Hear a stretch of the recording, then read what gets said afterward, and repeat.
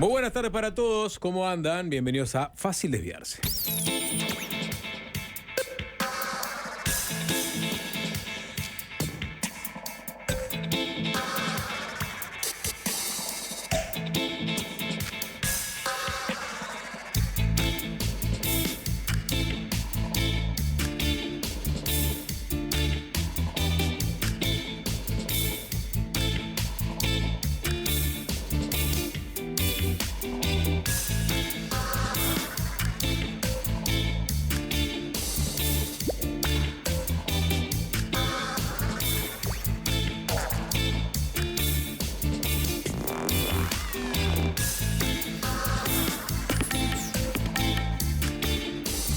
¿Cómo andamos, Juanchi? ¿Todo bien? Buenas tardes, Sapo. Buenas tardes al señor @Alvin Green, FM adicto a la distorsión, el emperador de la consola, la persona que se ocupa de pilotar las tardes de FM del Sol.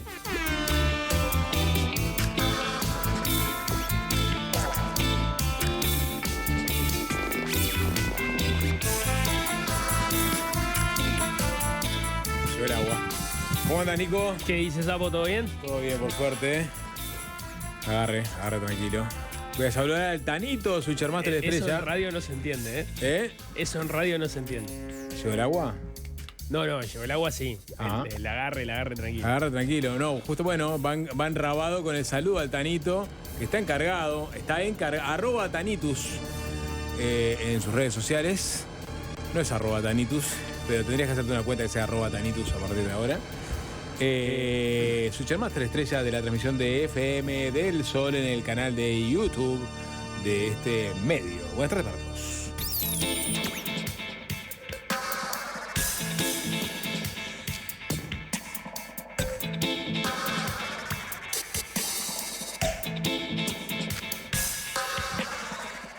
¿Vieron a Sting con Charly García? No. ¿No? ¿No lo vieron? ¿No vieron a Sting con Charly García? Bueno, es una foto. Charly García lo han visto en los últimos tiempos. Sí. Semi postrado en su silla de ruedas. Sí. Con esa sonrisa perpetua que tiene, que no sabemos si es producto de la medicación que toma o si le quedó el rictus así después de Puede ser las dos cosas. las dos cosas, ¿no? Pero parece que estuviera como sonriente, parece que como si estuviera embalsamado también. Sí, estaba embalsamado. Está un poco embalsamado. Le tenía un whisky en la mano ayer. ¿Quién? Charly García. Ah, bien, todavía toma Sí. whisky. Agarra de una forma muy extraña porque obviamente tiene como... ¿Qué licencia igual? Está bien, se permite esa licencia.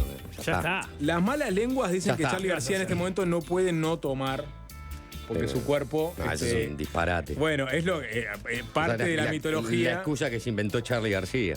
Es la excusa que se inventó. Sí, En este momento no paro, no me muero. sí, bueno, básicamente. Y los médicos le dijeron, sí, Charly, Sí, tenés obvio, razón. Charly. ¿Me firmás? ¿Me firmás este click moderno? ¿Me firmás este click moderno? Lo compré en Nueva York. Es original. Charly, bueno, se sacó una foto con Sting. No vas a creer la historia, Charly. No, Sí. No lo pero veo vos tan ni- entusiasta. ni siquiera a habla Charly así, en ese vos, momento, ¿no? Sí. Con ganas de escuchar historias. no, pero escucha, ayer le arrimaron a Sting, le arrimaron una copia de... A Sting de su último le arrimaron un. ¿Cómo se llama esto? una...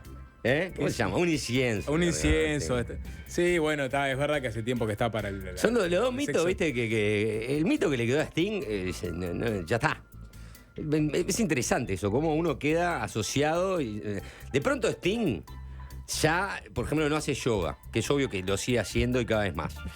Eso no hace meditación, que es obvio que lo sigue haciendo y seguramente cada vez más. Sí, Sexo tántrico, eso. que es obvio que lo sigue haciendo. No sé si cada vez más. 6 horas de sexo tántrico. No, a ver, no. ¿Qué edad tiene Sting? ¿72? 72, 71, 72. Está, justo vi la edad. Yo creo que en un momento vos bajás la cantidad de horas de sexo tántrico, porque es muy cuestión de edad también. No es que aumentás a medida que pasan los años. No. O sea, llegaste a un momento épico, poner a los 50 cuando se te dio por eso. ¿Qué es el sexo tántrico? El sexo tántrico básicamente es, vos agarrás Google, Sí. ¿tá? Pones sexo tántrico. Yo creo que es Sí. sexo sin contacto ¿tá? corporal. Y vos dice, sexo tántrico. Ajá. Porque para inventar, vamos a inventar con Google. Con Google, Sí. Google, ¿tá? Ahí está la foto para que esté en el canal de Sexo YouTube. tántrico. Está Charlie y Sting. Tiene juntos, entrada sí, en Wikipedia, no es la primera que me aparece. Entonces voy a ir directamente a este portal que se llama Medical News Today. Bien, compro. Perfecto. ¿Tá? El sexo tántrico se origina en el antiguo hinduismo. Esa la podemos adivinar. Sí, obvio. Y gira en torno a las prácticas sexuales. Por su nombre también lo Claro, podíamos era de adivinar. esperarse. Sí. Por lo menos en un 50%. Que se enfocan en crear una conexión profunda e íntima. O sea, es lo contrario a... ya está. No, pero entiendo que no tiene penetración. Bueno, pará, no te adelantes. No, Pero pará, no seas precoz. vos podés crear una... ¿Cómo creás una profunda e íntima relación sin penetración? Por ejemplo, con sexo tántrico. Bueno, sí. Yo creo que es... Durante el sexo tántrico, el propósito es estar presente en el momento para lograr una experiencia sensual y sexual satisfactoria. O sea, no es que estás teniendo sexo pensando en voy a comer chivito o capaz que pedimos pizza. ¿No? Sí. No es que estás... ¿Son pensamientos recurrentes que vos tenés en ese momento? No, porque pueden ser muchos pensamientos recurrentes. Vos podés estar teniendo sexo y, por ejemplo, decir, qué buena que estaba la ascensorista. Y de pronto estás de vacaciones en un hotel con tu pareja. Pero tu cabeza ya está con otra persona. Sí, perfecto. Hay muchas formas de no estar presente haciendo sexo. Especialmente para el hombre, digo yo sin saberlo. Tengo un video ahora. Milei es profesor de sexo tántrico. Si quieren escucharlo, pues. Este artículo explora lo que es... Noco, ya me necesitaba una definición de Wikipedia un poco. Este artículo explora lo que es el sexo tántrico, los procesos para conocer nuestro propio cuerpo y el de la pareja, cómo prepararnos y propiciar el momento tan solo... Puede ser un skimming o un scanning del texto. También cubre técnica de respiración, Bueno, dale, vamos, loco. Vamos, El vamos a lo concepto que del sexo tántrico es una forma lenta, meditativa del sexo en donde el propósito no es el orgasmo, Bien, claro, es mantenerse ahí. sino disfrutar la actividad sexual y las sensaciones en el cuerpo. Ahí está. Se enfoca en mover la energía sexual a través del cuerpo para sanar, transformar e iluminar. O sea, es mucho más que sexo. Es mucho más. Ahora, Y Sting está 12 horas, según se yo te digo decía. una cosa. Vamos a tomar esta definición básica y ahora quiero volver a Sting. Sí, vamos a escuchar a Milei que define el sexo tántrico. Porque él es profesor de sexo tántrico. Es todo, es golero, profesor de sexo tántrico, Sí. es libertario, es un loco. ¿Lo tenés ahí a Milei? Vamos a escuchar a Milei. A ver. Con el gordo Bonadeo, ex gordo. ¿Seguís por ahí? ¿Seguís? Porque te escuché una vez que hablaba del Sí. sexo. ¿Practicás? Sí, claro, fui profesor. Reina. Una clase. A ver. Es un buen momento para una clase, ¿no? Es un buen gran momento. Ok. ¿Cómo saca una hoja No, y. por eso, ¿cómo sería pero digo, el sexo? definime qué es, porque no, el imaginario dice el sexo tántrico es el sexo No, bueno, lo que pasa es que hay tres tipos de sexo tántrico. Ah. Hay blanco, negro y rojo. blanco, dos Buah. puntos. Blanco, coma, negro, coma, Está bien, rojo. pero una definición de cada uno de El ellos. blanco es esencialmente espiritual. El negro, es el más 25 conocido, centímetros el más, para arriba. que se ve más, digamos, o sea, hay más conocimiento. El rojo es el Macari. Que si bien hay penetración, el eje central Viste, Nico, hay está, penetración. digamos, en la cuestión espiritual, en las miradas. De hecho, las posiciones que se adoptan son para maximizar la cuestión espiritual. Pero ¿Quién nos está tocamos. entrevistando a Milei? ¿Dennis Hopper? Sí, claro, obvio. Bueno, no, es que. Es con con penetración. ¿Cómo se llama Bueno, ese? no, el lo quería otro. hacer porque dijo al Es principio un que- Presté Bonadeo. mucha atención. Ya sé. Y anotaste. Me anoté penetración. Ah, le pregunté por el negro, viejo. El negro, digamos, negro. tiene que ver con lo físico. Es súper intenso, Súper con intenso. muchísima intensidad. Claro, sí. Tiene que ver con lo Quedó terrenal. encantada y la es muchacha muy ahí. intenso. Muy intenso. ¿Anotaste? Sí, ese no lo entendí tanto, porque el otro también tiene ¿Cómo que ver está, con lo no, físico, pero con Arecio? las miradas. No, pero el otro, digamos, el eje central ¿Quién es el otro? En la ¿Grabois? realidad. No, Pero no. el físico también está presente. Sí, Ah, Y el claro. negro es más penetración. físico. El negro es Sin miradas. absolutamente físico. Sin miradas. Pero eso No, se no, no, plantea eso para quería- la como más, cabeza. es como Entiendo, más, bien. más porno. ¿Eh? Es muy parecido al sexo que vos ves en Y el otro la es el pornografía, toto. Ah, bien. pero durante mucho tiempo. ¿Qué todo? Claro. El Dura, toto, dura, dura, dura. Claro. Todo lo que quieras. Tengo miedo de preguntar el rojo, porque si este No. era negro, ¿y el rojo? No, el rojo es... ¿Querés más papel, Dan? Sanata. No, No, me encanta. el rojo, Es espectacular. el rojo es algo muy malo. Ah. Ah, Cuando vos lo ves ¿Está mintiendo, Si Milei? lo- como un Está espectador, mintiendo. Como Es explicación igual no que me el quedó mío. claro un chorro. pero la diferencia es el rol con el cual vos entrás a la relación. Ah. Que es desde una relación sexual ejercer dominio sobre la otra persona. Ah, O sea, y si vos querés, sacando el rojo, digo que es la parte mala, si vos querés, el concepto del tantra, digamos, o sea, es bien en la línea del liberalismo. La alumna Bueno, Gallardo está, tiene listo, ya preguntas. está, gracias. listo, gracias, Milei. Bueno, en otro mundo, Sí. hoy día podía ser un programa que estuviera saliendo al aire en Argentina.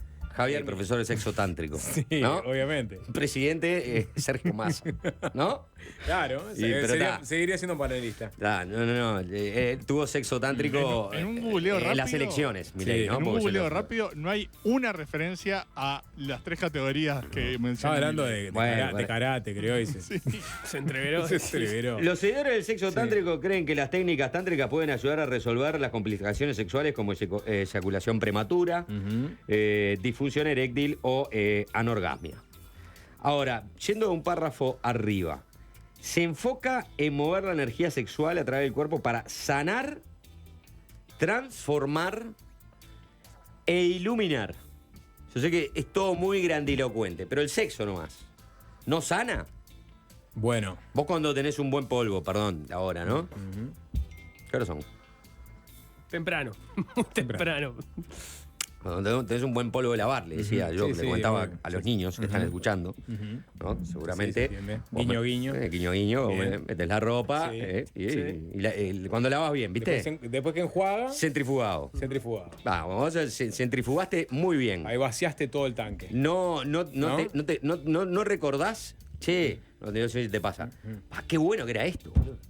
Te pasa, ¿viste? Vos te reíste porque te pasa. Exactamente. Porque uno a veces no le da lugar a eso, pero cuando está bien, dice, pa, boludo, esta es de las cosas mejores que hay en la vida, como cuando comés un chivito de eso que está excelente y venís con mucho apetito y decís, pa, guau, loco, mirá lo que es este chivito. Bueno, el sexo en ese lugar ocupa el número 1 casi. Bien. ¿Entendés? Sí, y voy a decir que O sea, es sanador, entonces. ¿y cómo no va a ser sanador? Es redundante lo del tántrico. Si ya el Primero, normal discusión.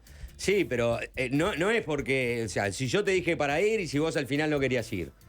Sí, pero yo en el fondo quería ir. O sea, lo que a mí me molestó fue que vos estuviste 2 horas y después de 2 horas salimos y llegaste tarde, porque es lo mismo de siempre. Demorás en salir. Yo estaba pronta, ¿tá? Enseguida. Y vos te pusiste a bobear con el WhatsApp y no sé qué cosa y respondiéndole a alguien en Twitter. Sí, no está, centrifugás. Y decís, ¿por qué me estaba peleando? Si esto es lo mejor de la pareja. ¿Qué? ¿No? Sí. Sana. Como reflexión, sanador. Está. Hay que hablar, Vamos obviamente. a la segunda. Sí. Transformar. Bueno, pues ese es el tántrico. Te transforma. ¿Eh? El sexo común estoy en una hablando, ameba. porque el sexo tántrico estoy acá. ¿Qué tal? En una mega. Profesor de sexo común, Te transforma. Juan Chuní. Después del centrifugado. Libertario también. ¿No? Sí. Estoy derribando los mitos del sexo tántrico. Bien. Que hoy en día la sociedad occidental, abrumada por su falta de convicción, por su credulidad, por su falta de rumbo, cada cosa que le venden del orientalismo dice, no sabes cómo me cambió la vida. No es necesario. No es necesario comprar, como dice Gustavo Salle, ideas foráneas para solucionar problemas de tu vida. Entonces, no es necesario lamer los dedos del pie de otra persona Del pies. pero seguime el razonamiento. Te sigo, no te te quedes sigo. en los detalles, no No. te quedes en lo superficial de la vida.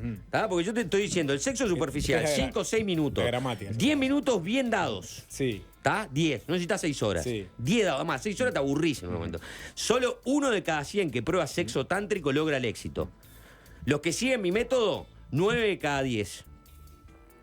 El que falla, porque está muy estresado, pero los otros 9, Estás vendiendo un método ahora. el método del sexo común. Bien, perfecto. O sea, el método del sexo común. O sea, El método del sexo común, algo que la humanidad no experimentó desde el origen mismo de la humanidad. Sí, y Pero muy nunca bueno tu lo aporte. sistematizó y lo puso dentro de un método. Es muy bueno tu Nadie lo aporte. patentó y lo quiso Exacto. vender, capaz. No. Sí. Sí, la humanidad lo ha experimentado toda la vida. En estos tiempos, la humanidad lo está experimentando mal. Entonces, ¿qué pasa? Se abre una brecha para que aparezcan los mercaderes del sexo tántrico. Que básicamente te están diciendo, vos a partir de usar este método vas a sanar, te vas a transformar, vas a iluminar. Para empezar, el sexo siempre es mejor con la luz apagada. ¿Por qué? Porque en la noche todo lo... ¿Todo qué? ¿Cómo dice? Terminalo el refrán, no seas cagón, no te rías. ¿Ayúdame?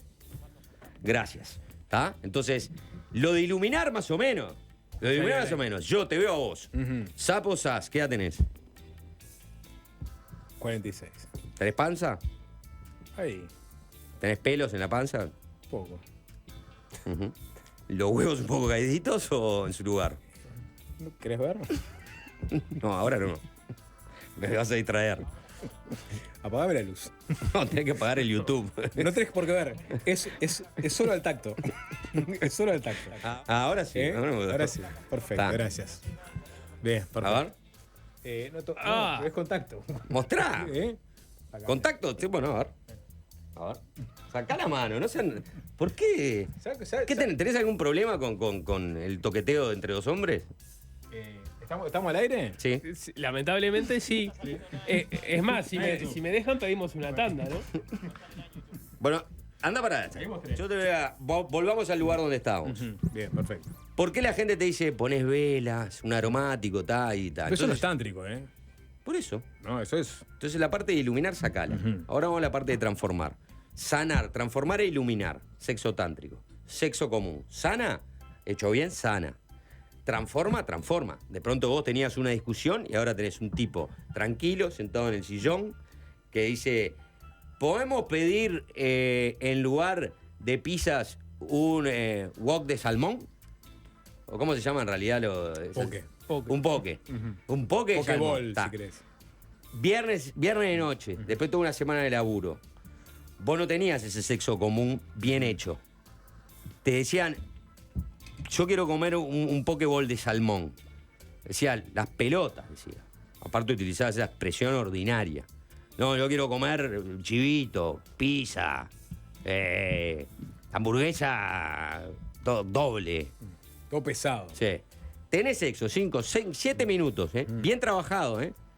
Tenés que ir por todos lados. Tenés que ir por todos lados. Y vos tenés que ser obrero. Ser obrero. Acá no hay reyes. En el sexo común no hay reyes. Hay obreros. Es una teoría marxista, no es liberal. ¿Ah?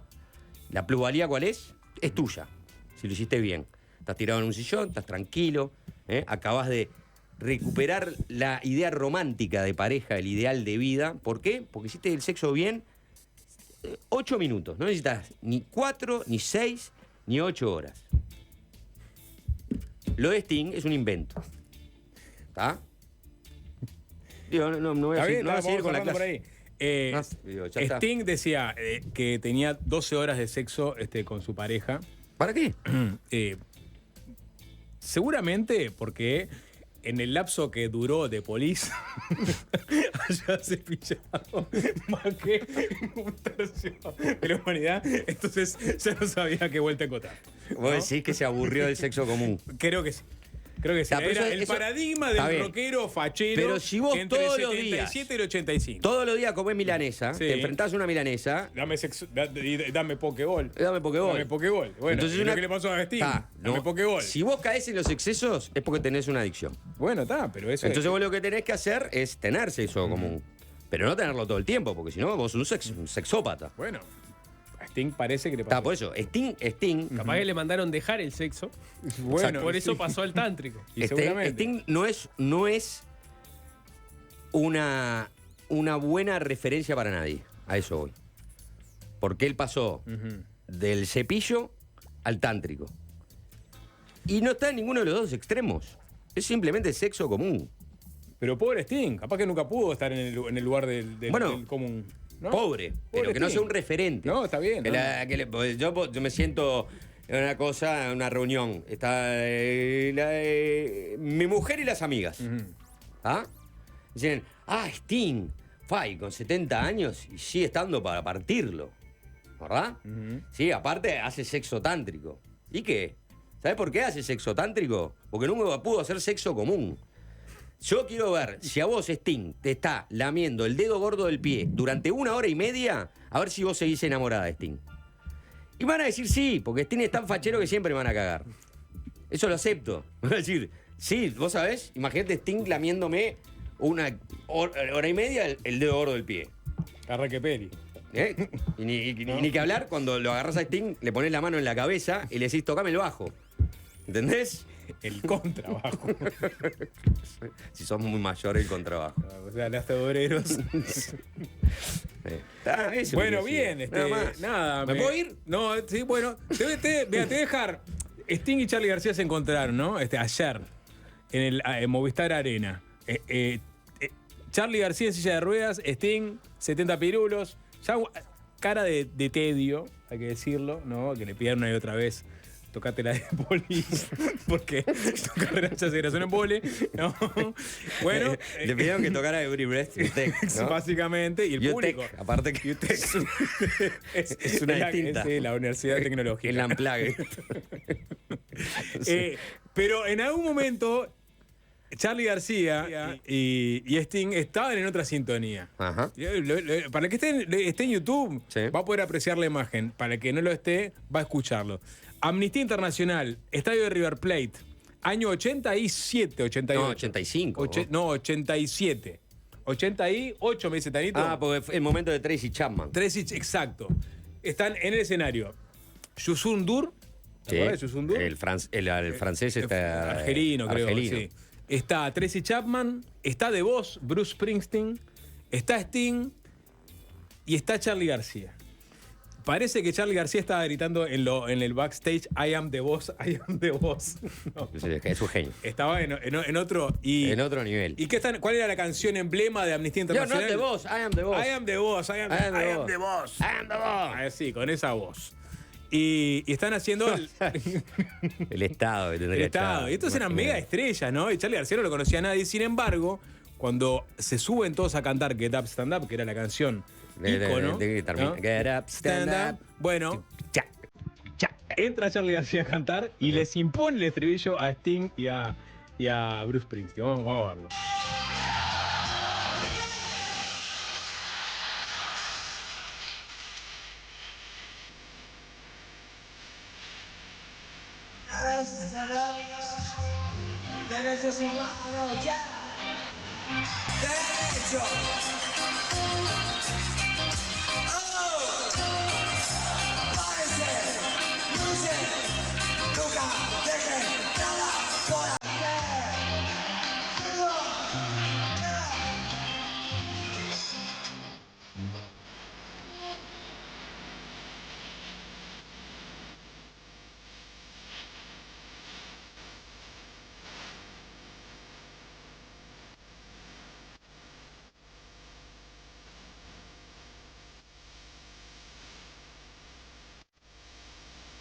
De ahí nace el vínculo entre Sting y Charly García. Es la más grande de Charly García. Bueno. Es primera conclusión. Segunda conclusión, había uno solo que no estaba duro ahí, que no fue el que se perdió el avión. Básicamente, ¿no? Esa queda patente, ¿no? ¿Qué esperaba eso? No, viste lo que era eso, ¿no? Tracy Chapman desentona por completo. No, es impresionante. A veces estos tipos de eventos solidarios a mí me causan esa gran paradoja, ¿no?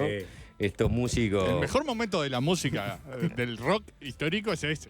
Este momento. Los momentos pico de Sí. locura, drogas y Y por los niños de África. Y por los niños de África. solidaridad. Por los niños de África. Ya murió esa Amnistía costumbre, ¿no? Internacional, Sí. Live ¿Cómo? Aid, No, todo siguen eso. muriendo los niños de África. No, los niños de África- Es feo que lo ¿Costumbre de llamen morir niños en costumbre. África? Es que es duro que lo llamen costumbre. Lo has naturalizado. Has naturalizado la muerte de los niños en África. A los niños de África creo que les sigue pasando, pero no se hacen más conciertos.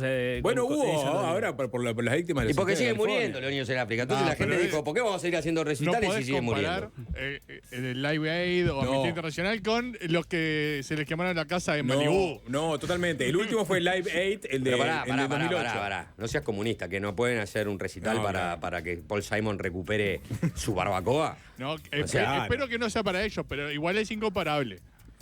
Incomparable. Samuel L. Jackson perdió. Yo te pongo. Su segunda casa. Yo te pongo. No podés ni Pará. seguirla. No. Yo te pongo una National Geographic, ¿está? Sí. El cuadro amarillito de la revista, todo perfecto. Una barbacoa destruida, Paul Simon sentado agarrándose la cabeza. De otro lado te pongo un niño con pancita, morenito, y una mosca arriba de la cabeza. Buitre a Y un metro. buitre cerca. ¿Cuál te conmueve más? ¿Dónde pones 100 y 100? Sí. ¿Qué? Responde, Alvin. No, yo pongo 100 para el niño de África. ¿Está? Bien. Está perfecto. ¿Está? Bien. Pero es mi decisión personal, yo qué sé. No voy a corres el jugar a buitre los demás. después. Paul Simon pone un palo para él. Seguro, para reconstruir la barbacoa. No le queda otra. No le queda otra. Y pone $100 con alguna deducción de impuestos para el niño de África. Exactamente. No, toca Homeward Bound. Che, vamos. Y hace subir niños al escenario. ¿No? Que hagan el coro, Che, chicos. está, Pero y no es se la sabe. misma escena. Es la misma escena. Se repite una y otra vez de la década del 70 ahora. Sí. Todos los Sí. músicos. Pero van como dice y dicen, Nico, bueno, vamos a hacer con algo menor por, intensidad. por los niños en África. Sí. Está bien, hacen algo. O sea, hacen mucho más de lo que yo hice por cualquier niño en África. De hecho, yo nunca hice nada por un niño en África. Bueno, por eso. Ellos han hecho mucho. La última vez que Pero hicieron esa fue en el noche 2008. En esa noche gastaron más en marca que para. Esa lo que noche- donaron en Bueno, pues África. capaz que se lo merecían, porque los locos dijeron, vos, ¿cuánta guita estás juntando? Tanta, bueno, está. Digo, vamos a darnos. La levantamos en pala. Ah, cerrá. Listo. Ya Mete está, un tema, dejalo, ¿no? no va a meter uno mejor. No. Y todo te arranca. Todo calladito, ¿viste? Sí, obvio. Lo tenés que llevar calladito a Nicky Batalla. Pero Nicky Batalla es así. Él va pensando, su cerebro da vuelta, ¿viste? Es como Luka Modric. ¿viste? Bueno, vamos a escuchar música, Sí. después nos metemos con algo de política Sí. local y vamos a seguir hablando de política local hoy. Porque el entrevistado es Diego Luján, Exactamente. ¿no? Politólogo. Te la pido, Allen, directamente. Se llama End of the Line. Ya que no, pero ¿sabes por qué? Porque hoy Alvin puso a Tom Petty en la mesa de los galanes. Y enseguida Mariano López derivó en los Traveling Wilburys. Yo venía escuchándolos. Dije, qué buena banda los Traveling Wilburys. Dije, es un buen día, está pesado, está denso. La gente ya quiere que caiga la lluvia, pero sin tormentas fatídicas. Pero sí que se desplome un poco el cielo, ¿viste? Y baje este sopor. Y esta cancioncilla va con este día, porque es como livianita y bien rítmica. Vamos a escuchar a los Traveling Wilburys haciendo End of the Line. En proceso de elecciones departamentales. Y bueno, vamos a meternos un poco en ese tema en los próximos minutos. Los colorados, que en algún momento plantearon ir en conjunto como coalición en los 19 departamentos, no se la llevaron. En el 2023 fue. Y bueno, ahora están coaligados en 3 departamentos. Exactamente. Pará. Montevideo, Canelones y Salto. Bien, Nicolás. Los tres departamentos en los cuales Sí. va a haber coalición republicana. Pero claro, la discusión en su momento estuvo planteada sobre si no tenían que ir con un Claro, lema coalición republicana en en el todos los 2023 Estaba departamentos. ¿no? haciendo consultas sobre eso, por eso me distraje, pero... 29 de mayo del 2023. Exacto. Delegación colorada, encabezada por el propio expresidente Julio María Sanguinetti, va a la sede del Partido Nacional y ahí le proponen al directorio del Partido Nacional armar un lema común para las elecciones departamentales de 2025, ¿no? Las elecciones... Cosa de mayo. que, o sea, un lema común en los 19 departamentos, cosa que no ocurrió. No ocurre. Porque hubo idas y vueltas entre los blancos, algunos estaban de acuerdo, otros no.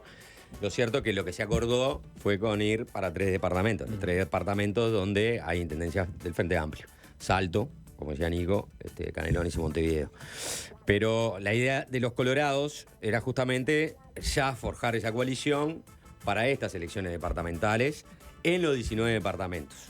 Entre otras cosas, porque cuál es el problema que está pasando y este tema volvió el domingo con una columna de opinión del senador Pedro Bordaberry en el diario El País y volvió porque se trató el lunes en el Ejecutivo, en el CEN, en el Ejecutivo del Partido Colorado.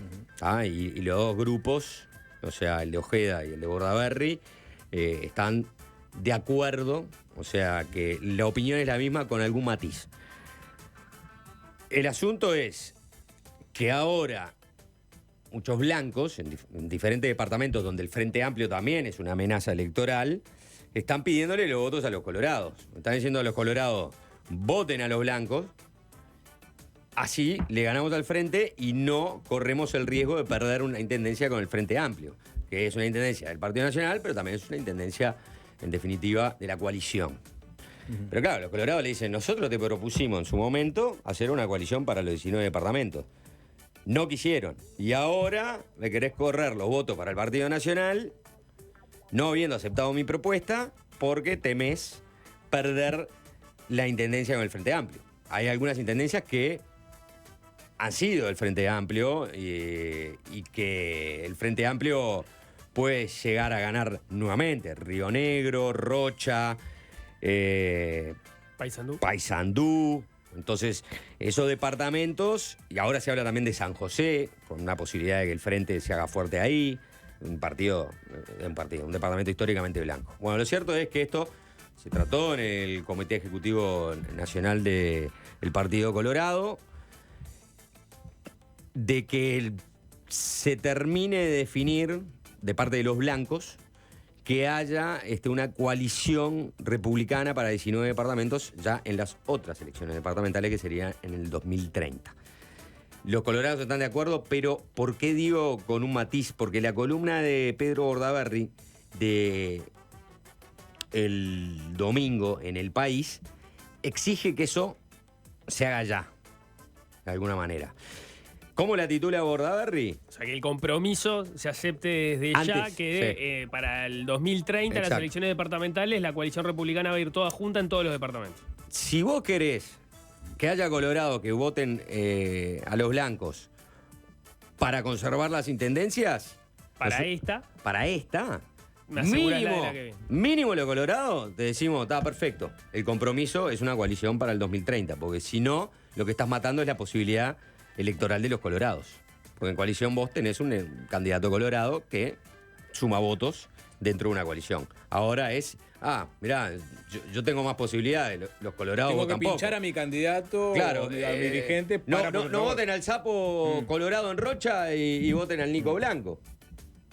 El Nico Blanco dice, che, ¿para qué vamos a matar un voto colorado si no nos va a ganar el Frente Amplio, si es una coalición? Porque además, como en su momento el acuerdo fue solo para 3 departamentos, hubo colorados que participaron, por supuesto, de las internas del Partido Colorado, y ahora el Partido Nacional, que en algunos departamentos les interesa que esas expresiones vayan en apoyo dentro del Partido Colorado, con lo cual algunos nombres quedan por fuera.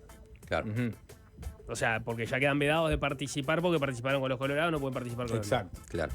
Bueno, entonces Bordaberry tituló a su columna Como en el Monzón, y dice más o menos así. El Partido Colorado es el decano de los partidos políticos del Uruguay. Primera polémica. Polémica porque supuestamente, y ya lo hablamos, el Partido Nacional por 16 días sería el decano de la política nacional. Bueno, ya arrancó con polémica, ¿no? O sea, que hizo marcar la cancha, ¿no? Imagínate, en el ámbito del decanato, dijo en la primera frase, el Partido Colorado es el decano de los partidos políticos en Uruguay. A los miembros de nuestra colectividad nos gusta decir que nació en 1820, alrededor de los fogones artiguistas, cuando la debacle de la invasión portuguesa se hace presente. Artigas perseguido por los caudillos entrerrianos, ¿no? Hasta el Paraguay, Otorgués, Lavalleja y Bernabé presos en Das Cobras, Oribe exiliado, solo quedaba Don Frutos, que seguía guerreando con menos de 400 hombres contra los más de 16.000 del ejército imperial invasor. En ese momento, el fundador del Partido Colorado toma una decisión vital para el futuro de nosotros los orientales, dice Bordaberry. Acuerda con el enemigo y le pone exigencias que luego serían fundamentales para recuperar la libertad. Logra que siga existiendo el ejército oriental y que quede a su mando. Impone que se respeten los títulos de reparto de tierras hechos por Artigas y al poco tiempo logra que se libere a Lavalleja, que queda bajo su mando. O sea, Bordaberry dice, bueno, acá los colorados, a Rivera le tocó negociar con el enemigo. para muchos tienen otra visión de Rivera, Traición, justamente, ¿no? Claro, justamente. Rivera pactó con los portugueses. Se dio ante los portugueses y lo único que hizo fue generar mando para él, permanecer con un ejército que él tenía mando sobre él y poner a Lavalleja como segundo después de lograr su liberación. Pero bueno, la Bordaberry dice no. Acá lo que hizo Don Fruto fue por lo menos asegurar las bases para que posteriormente pudiera haber, ¿no?, un combate por la independencia de la banda oriental o de la tierra oriental. Sigue Bordaberry. No debe haber sido fácil de tomar, pero esta decisión es la que después del desembarco de la Graciada y el abrazo del Monzón permitió liberar la banda oriental, declararnos independientes en Florida y correr a los ventos hasta Brasil en Sarandí. A los colorados nos gusta decir que fue en ese momento y con esa decisión basada en la ética de la responsabilidad y no en el interés propio que se fundó nuestro partido. Si no fue entonces, lo fue unos años después. Hay muchos documentos que prueban que el mismo existía antes incluso de 1830. Ya en 1828, publicaciones hablan del partido del general Rivera. Erróneamente se dice que el Partido Colorado nació en la previa de la batalla de Carpintería junto con el Nacional. No fue así. Lo que sucedió en Carpintería fue que el partido de Rivera, ya existente, obtuvo su nombre y color de su divisa, de los forros punzó, de los ponchos patrios, de los paisanos orientales. Ese fue el bautismo, pero ya existía mucho antes. Esa ética de la responsabilidad fundacional es una de las características y procederes más identificatorios del partido. Hoy, cuando llegan las elecciones departamentales, vuelve a estar presente creando incertidumbre entre los que abrazamos la divisa Punzó de Rivera, Flores Valle y tantos más. El tema es claro, dice Bordaberry. Hace un tiempo el Partido Colorado propuso al Partido Nacional llevar adelante la coalición republicana en los 19 departamentos en la elección departamental. El Partido Blanco no lo aceptó. Quedó así conformada la coalición solo en Montevideo, Canelones y Salto.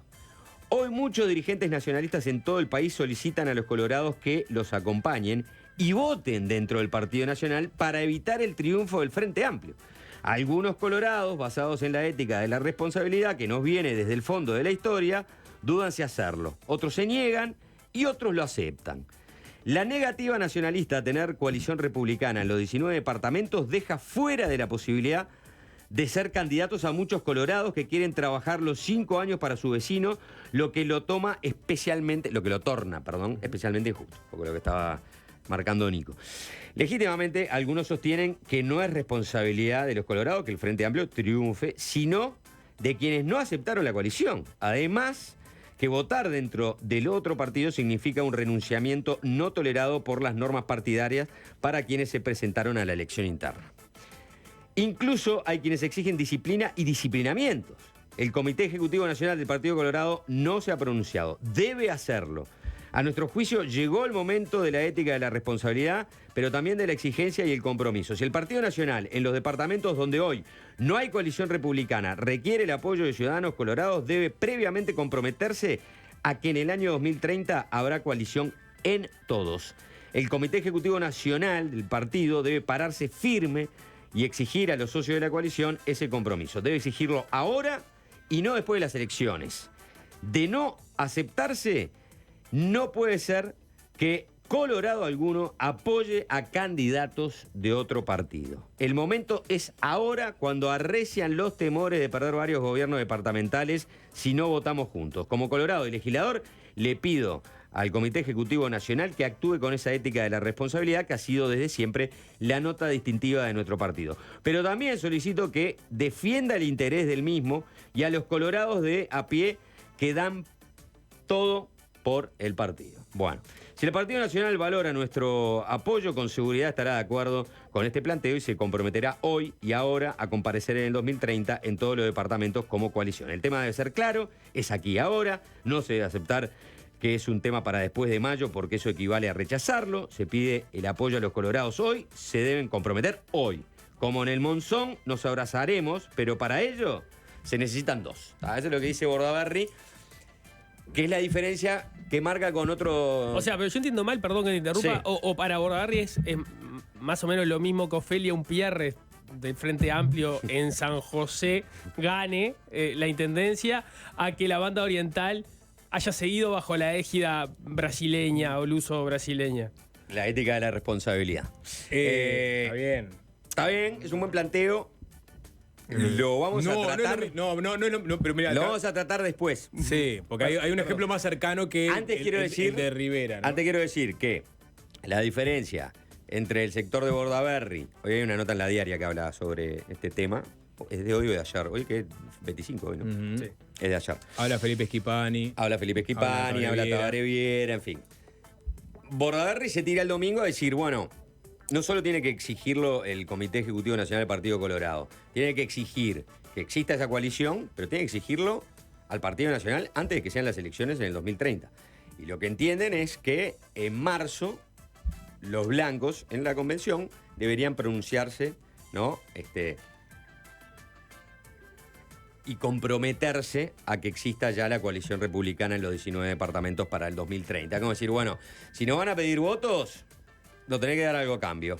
¿Qué es ese cambio que estamos pidiendo? Es tu compromiso a que ya exista esa coalición republicana para el 2030. Hablando con algunos blancos, me dicen, es una realidad. O sea, no sucedió ahora, pero es una realidad, es un hecho. ¿Está?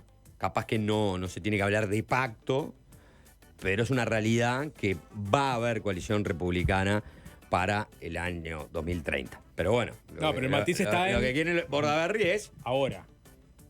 comprometete Dígalo desde ya. Es la moneda decilo. es la moneda de cambio. o ¿No sea, lo aceptaste antes? Ahora aceptalo ya para el 2030. Ahí entenderé por qué de Bordaberry. Bordaberry ve que hay blancos que realmente temen por la posible pérdida de un departamento y dice, bueno, es el momento de negociar, o sea, es el momento de poner en blanco sobre negro que esto va a plasmarse en las elecciones de 2030. Es el momento de, digamos, no sé si es la carta de presión que tiene el Partido Colorado en este momento, pero sí hay, no sé si desesperación, pero es un momento para acordar porque después Felipe Schipani hablaba de conversarlo en los próximos años esto. Es decir, capaz que hay un matiz entre En si es urgente vamos a o no, Uruguay que se defina ya y unir eso. para crecer. Me parece que hay un matiz. O sea, Bordaberry dice, esto tiene que ser antes de las elecciones. Capaz que de unir para crecer entiende que esto se tiene que concretar, pero no hay que imponérselo al Partido Nacional en este momento. Sí, yo ahí todavía tengo una duda, porque es algo que no he logrado confirmar. O sea, de cajón va a existir una coalición republicana para el año 2030. Lo que no sé si es de cajón es si va a haber un pronunciamiento formal del Partido Nacional a través de su convención, diciendo, bueno, o parte de lo que se conversó y se adoptó en esta convención es que para el año 2030 exista una coalición republicana en los 19 departamentos. Porque eso, o sea, vos te pueden decir, viene todo viento en popa, viene todo encaminado, la idea es esa, es una realidad. Eso es distinto a lo que está marcando Bordaberry. Está sacando el poncho colorado. O sea, está sacando el forro punzó. O sea, está todo bien. Vos me decís que sí y el 2030 va a ser así. Yo lo que quiero es que... Lo aseguro. Público. Dame esa tranquilidad de que Sí, tranquilidad, estás no. comprometido. Decí, gracias Colorado. ¿Vas a pedir voto Colorado? Decí, gracias Colorado y tienen razón. Para el 2030 vamos todos juntos. Es una moneda de cambio pública. Lo que pasa es que hay un nivel de la discusión que no tengo claro hasta qué punto desde lo nacional vos lo podés definir, porque formalmente los que terminan resolviendo son las convenciones departamentales.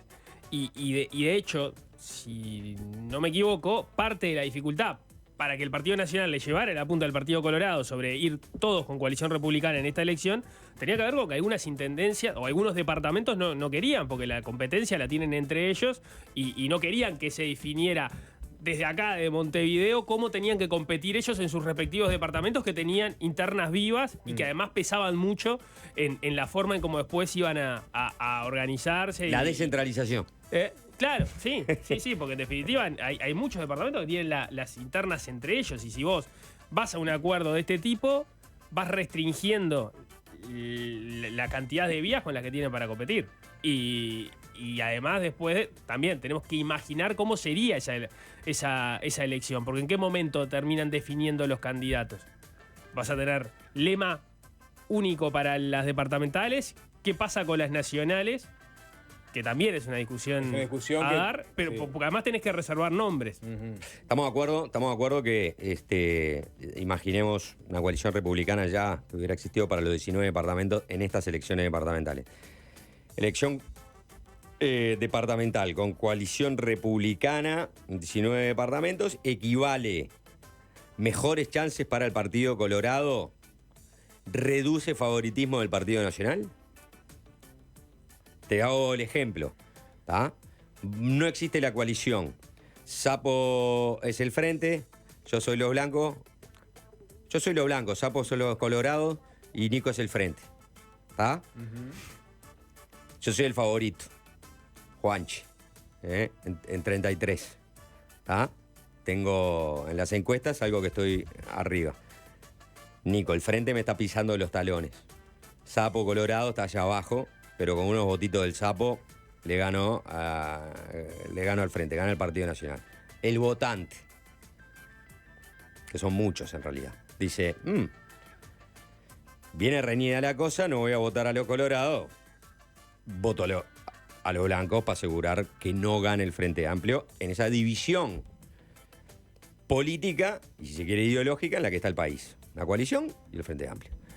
Entonces eso implica un favoritismo para los blancos, que no existe una coalición. Existe coalición, yo digo, bueno, me da lo mismo, porque suman entre ellos. Así que voy a votar Colorado. Yo Crecen los votos colorados en detrimento de el curso forzoso del Partido Nacional. Hay muchas variables, Nico, dale vos, pero... Claro, yo creo que capaz que se puede dar en algún caso así. Me parece que lo que termina reforzando es las chances del favorito de ganar, en la medida que va a haber menos fuga de votos, porque no... Por ejemplo, pusiste el caso de 33. No sé cómo ha votado en las últimas elecciones, pero en general el Partido Colorado en 33 vota la mínima. Pero si es ese cachito el que te termina en 33, no, porque en general el Partido Nacional, salvo en la de 2005, gana y gana con luz. Pero si es ese cachito el que te falta para terminar de pasar al Frente Amplio, digamos, te va a favorecer a vos que sos favorito. El problema en realidad, o me parece que el incentivo es que vos tenés posibilidad de ganar más municipios, por ejemplo. Claro. O más ediles. Que eso ahí la disputa local. Claro, ¿no? es en el caso del... ¿Cómo es que se dice? Cuando pasás al tercer orden el tercer nivel de gobierno. Tercer nivel de gobierno. Claro, influye más ahí. Y que a nivel departamental importa. Los incentivos para el que acompaña... Porque creas tu propio feudo. Exacto. Digamos, para el Partido Colorado no es que vaya a ganar más intendencia de la que eventualmente tiene, capaz que con Salto se pudo haber dado en las elecciones pasadas, pero es sobre todo eso, que podría aspirar a muchos más cargos de ese tipo que lo que aspiraría a ir yendo separado. Ahí va, pero volvemos a la ética de la responsabilidad. De todas maneras, el planteo que yo hice en el último balotaje no quedó manifiesto, ¿no? Es decir, se demostró que los colorados pueden dividirse entre frente amplistas y blancos. Porque en definitiva la votación de... En proporciones distintas, ¿no? Sí, ya sé. Obviamente que distintas. Y para una lógica nacional. Y para una lógica nacional. Que es diferente a la lógica departamental. A lo que voy es que en el balotaje, yo no me acuerdo al final, ahora no, jugando de memoria, pero pierde votos la suma de la coalición y crece obviamente el Frente Amplio. Y se da una distancia muy grande entre uno y otro. No, pero quería volver al planteo. ¿Qué es qué sería? Pero lógica nacional, estoy de acuerdo. La ética de la responsabilidad en este caso puntual, ¿no? Bordaberry se retrotrae a 1820, Rivera pactando con los portugueses, los colorados señalando que ese pacto con los portugueses permitió ganar tiempo y esperar el momento para, digamos, recuperar la libertad, ¿no? La ética de la responsabilidad que está opuesta a la ética de la convicción, ¿no? Los principistas, ¿no? O sea, la ética de la responsabilidad es aceptamos las consecuencias que tengan que tener nuestros actos por un bien superior que es el bien de la nación, la independencia. Más acá en el tiempo, los colorados se remiten a la ética de la responsabilidad para decir, nosotros tomamos un cúmulo de decisiones en la crisis de 2002 que fueron en detrimento de nuestra performance electoral, ¿no? O sea, el Partido Colorado una vez más apeló a la ética de la responsabilidad por sobre la ética de la convicción, que era, por ejemplo, cagarnos en todo y asegurarnos una mejor votación pero en el 2024. ¿Cómo hacías para cagarte en todo Bueno. en una crisis? Es medio difícil esa. Ya. O sea, Ya estaba. ahí lo único que te quedaba era actuar conforme la mejor manera para tratar de sacar el país adelante. Pues sacar el país adelante era por lo menos compensar el castigo electoral que te iban a dar por justamente en medio de un gobierno atravesar una crisis tan Bueno, grande. esto no lo digo yo, lo dijo Julio María Sanguinetti diciendo, bueno, ¿cuál fue el rol del Partido Colorado en el 2002? En el caso de Rivera se entiende. Si vos lo planteás, ¿qué fue lo que hizo Rivera? Y bueno, voy a negociar con el enemigo. De última, le voy a pedir algunas concesiones. Y sobre esas concesiones, que algunos pueden criticar, en realidad las críticas o las calificaciones de traidor me las voy a bancar porque más importante es preservar algo de la orientalidad para que en un futuro podamos librarnos del yugo portugués. Ética de la Ética responsabilidad. de la responsabilidad y no entreguista. Para este caso, yo cedo todas mis pretensiones de votos departamentales y capaz que pierdo, ¿no? Algunos gobiernos del tercer nivel por un bien mayor, que es preservar una intendencia blanca que asociamos a la coalición en lugar de que gane el Frente Amplio. Ética de la responsabilidad. Te ayudo en detrimento mío Claro. de los intereses del propio partido por un bien mayor, pero que no es el interés propio, es el interés de que no gane el Frente Amplio. Exactamente, la ética de la responsabilidad se remite a que no hay Frente No Amplio. sigamos bajo el yugo portugués. Exacto. Bueno, es que tenés que atarlo. Digo, porque es verdad, el ejemplo de la crisis de 2002 que Sanguinetti dice, bueno, no, nosotros tomamos este cúmulo de decisiones en contra de lo que puede ser nuestra performance electoral. El FMI nos decía que hiciéramos default y no lo hicimos, bla, bla, bla, bla, bla. ¿Y en qué redundó eso? Bueno, en que sacamos el país adelante, pero a un costo político elevadísimo. La transición democrática me parece el mejor ejemplo. Es difícil llevar esa, pero sí la de Rivera y sí está de Bordaberry de ahora, ¿no? En donde los portugueses vienen a ser de Frente Amplio, ¿no? Como Y decía puede Nico. haber muchos departamentos cisplatinos. Y puede haber muchos departamentos cisplatinos, exactamente. Ahora, ¿cuál sería la ética de la convicción? Es decir, si aplicaran el otro concepto del padre de la sociología de Max Weber. No, nosotros somos colorados. Qué nivel, ¿eh? Bueno, pero son esos dos los conceptos. Oh, gracias. Yo cito a Sanguinetti siempre. Y a Weber. Y bueno, a través de Sanguinetti. Estaba huevo también, pero ese era... Ese es Pierre. Ese es Pierre. Acá la ética de la convicción sería, no, nosotros somos colorados y no pactamos con los blancos y estamos convencidos que nosotros, en nuestra esencia colorada, no se tiene que licuar, diluir en un partido mayor que es la coalición republicana. No, porque ellos en su convicción están por la coalición republicana. Está bien. En realidad ustedes no quisieron el acuerdo, nosotros no vamos... no vamos con el Partido Nacional, no vamos con la coalición Sí, republicana. es verdad que ellos dijeron desde el vamos. Claro, Desde el vamos nosotros, si hubiésemos ido con la coalición republicana, está, pero lo que no vamos es con el Partido Nacional. Me parece que ahí va la ética de la convicción. Lo que no Sí. vamos es el Partido Nacional. Está bien, está perfecto, sí. Digo que también diluida la ética de la responsabilidad en este caso. ¿Por qué te parece? ¿Por qué me parece? Claro, para mí el origen queda bastante clara. O no, sea, cuando le van a plantear... ¿cuál es el bien a preservar en este caso? No, la pará. coalición. Está, pero Juan, cuando le van a plantear al Partido Nacional en El bien a 2023... preservar es que no gane el Frente Amplio. Eso. Que es lo mismo, Eso. es lo mismo que decir la coalición. Pero a costa En de... realidad es muy difícil, es muy difícil entender la coalición cuando lo que va a haber es una intendencia blanca. A eso voy. Que tienen muchas. Y los colorados tienen solo una intendencia. Los colorados van en el 2023 a plantearle vayamos como coalición en los 19 departamentos. Le dicen que no. Se van con el caballo cansado, ¿no? Sí.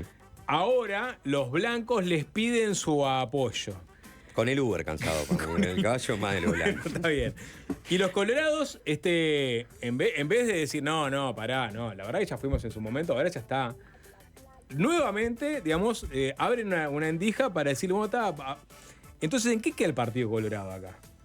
¿En qué lugar queda posicionado el Partido Colorado? ¿En el lugar de simple buffer para que no gane el Frente Amplio? O sea, el Partido Colorado acepta que su destino es ese, porque en el planteo anterior, bueno, decía, no, somos una gran coalición, Partido Colorado, Partido Nacional, todos juntos.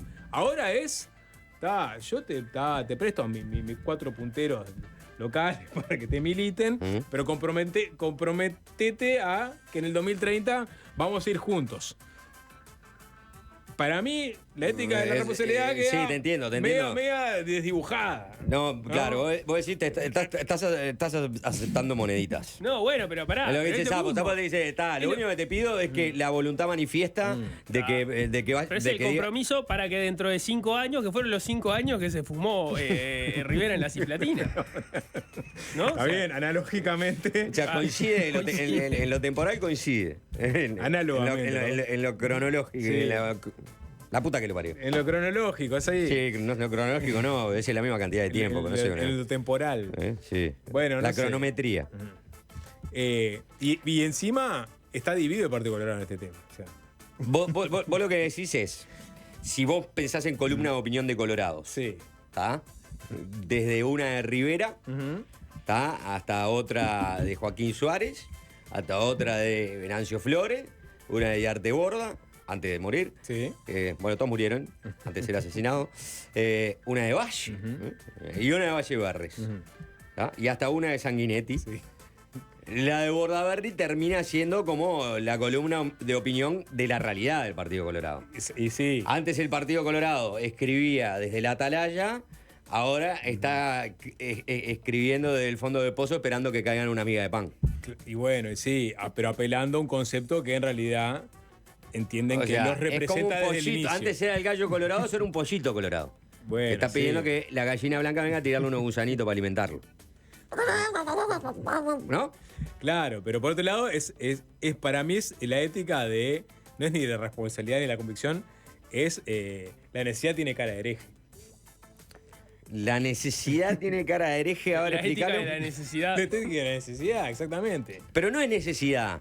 Porque Sí, la necesidad no, de es de dignidad lo sobrevivir. que están planteando acá. Para mí la columna de Bordaberry es, vos, banquemos lo último que nos queda de dignidad.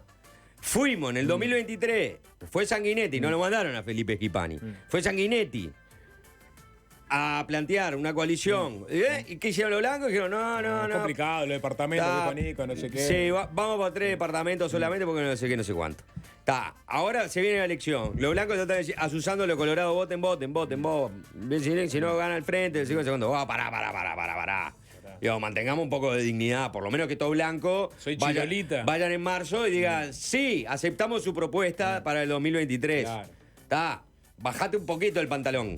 Que no se te vea la cola, pero un poquito bájatelo, porque así me dejas a mí tranquilo, que no te vi la cola, pero por lo menos me mostraste una roncha que tenías bien arriba en la nalga. Está bien. El Y celular. eso es lo que estamos exigiendo los colorados hoy en día. Que no me muestre la roncha que tenés bien arriba en la nalga. No te estamos pidiendo que Los te bajes los colorados quieren pantalones. verle el lunar en la punta de la raya a los blancos. Sí, exacto. Ese lunar que está ahí, mostralo. Bueno, por eso. Porque es.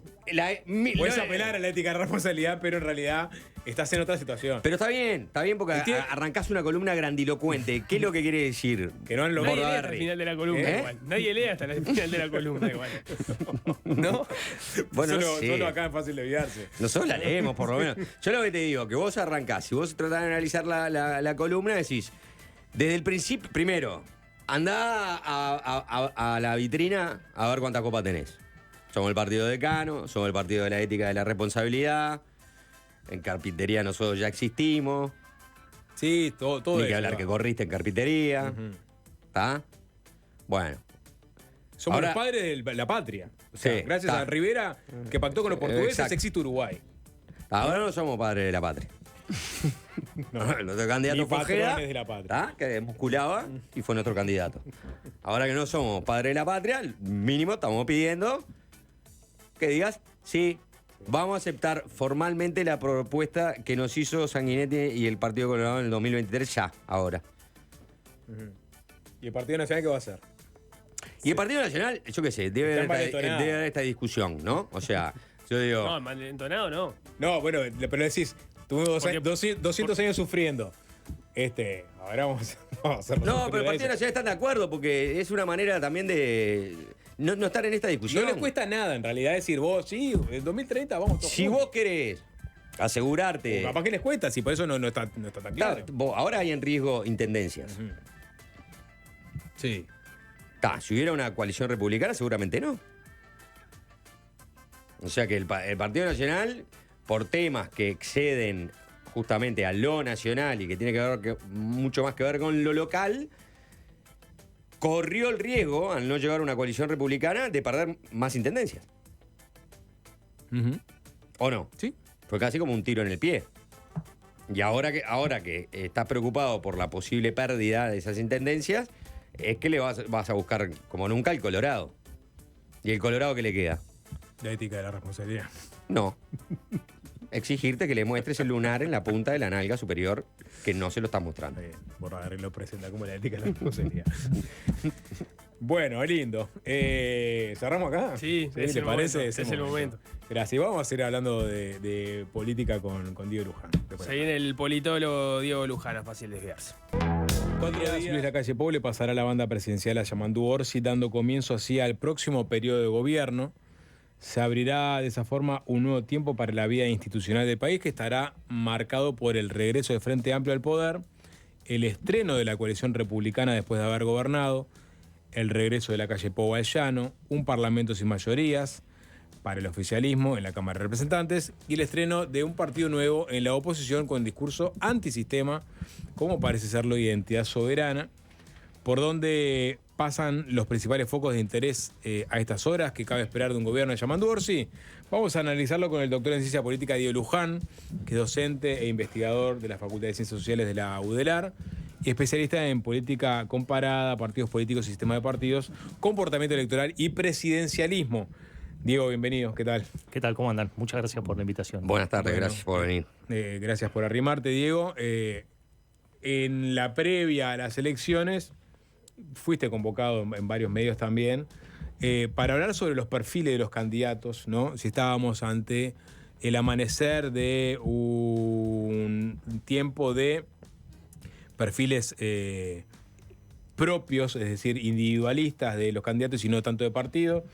Pasado a las elecciones, ¿viste que hubo una virada en ese sentido en el sistema electoral y en los partidos nacionales? A ver, está muy buena la pregunta porque tiene una respuesta como doble, ¿no? Por un lado, hablando en comparación con el ciclo anterior, con el ciclo de 2019, me parece que sí hay algunas cosas que habían empezado como a despuntar en el ciclo del 19 que se ratifican, ¿no? Este giro hacia una política más personalista y menos partidista, que me parece que digamos, es una tendencia que además no es propia de Uruguay, que salió como ratificada del ciclo electoral del año pasado. Pero también es cierto que, de alguna manera, el otro lado del mercado político, digamos así, la gente, los votantes, no convalidaron demasiado esos comportamientos, ¿no? Como que más bien se concentraron en los partidos más consolidados del sistema. Entonces hay como una situación doble, me da la impresión, en donde la oferta política, hubo creación de partidos nuevos, hubo la aparición de líderes sin partidos o con partidos, digamos, que son vehículos electorales ad hoc para la elección, pero esos partidos en general no tuvieron un muy buen desempeño y entonces lo que hubo fue una mayor concentración en los partidos consolidados del sistema, ¿no? Frente Amplio, Partido Nacional y Partido Colorado, que sumados entre los tres obtienen una porción de los votos mayor, significativamente mayor incluso, que la que habían obtenido en el 2019. Por eso digo que la respuesta es un poco ambigua en ese sentido, ¿no? Bien. Entonces, cayó Cabildo, sería como cayó mucho Cabildo, eso fue como lo que movió Manini, más la aguja. todo, sí. Cayó Manini. Tampoco Manini fue capaz, no él solo, digamos, tampoco Cabildo Abierto fue capaz de generar una construcción partidaria como la que uno hubiera esperado después del 19, ¿no? Donde Cabildo Abierto emergió como la gran novedad y uno podría esperar que parado sobre los recursos de todo tipo que te da estar en el gobierno, ¿no? Entrar en el Estado, hubo intentos, ¿no? Pero me parece que falló definitivamente en lograr instalar una estructura partidaria que sostenga la ambición política de Manini y entonces es como que ese fenómeno se empezó a desdibujar. Se recuperó el Partido Colorado, ¿sí? 4 o 5 puntos. Entonces, cuando vos empezás a sumar que los partidos nuevos tampoco despegaron, salvo Identidad Soberana, que es básicamente Salle, ¿no? Que no es menor, ¿no? Porque de alguna manera quizás sea la primera manifestación en los últimos tiempos de el verdadero antisistema. Sí, definitivamente. Es el único con semejante discurso que tuvo algún éxito electoral en Uruguay en la política contemporánea, digamos así. Creo que sí, esa es como la gran novedad. Desde el punto de vista del tamaño electoral, está como muy acotado, ¿no? Pero es cierto que logró llegar al Parlamento, y de hecho quedó bastante cerca de tener una banca en el Senado, con un discurso decididamente antisistémico, que no es lo mismo que había pasado en su momento con el Partido de la Gente, con Novik, ¿no? O con Manini, que si bien... Tampoco con Vega, porque yo creo que Vega se insertaba un poco más en una tendencia ecologista. Totalmente. Después cambió durante la legislatura, pero era como ese voto verde que estaba presente y que todavía no estaba bien canalizado en Uruguay. Sí, y de hecho el Peri o Vega, digamos así, es típicamente, o se presentó al menos en su momento como un partido de nicho, ¿no? Es esto, es un partido en donde lo que importa es la ecología, el medio ambiente y promover esa agenda. Salle tiene una agenda que es difícil encapsularla en un asunto, es más una forma que un asunto, ¿no? Es una impugnación general del establishment, son fenómenos que se ven... Del establishment mundial.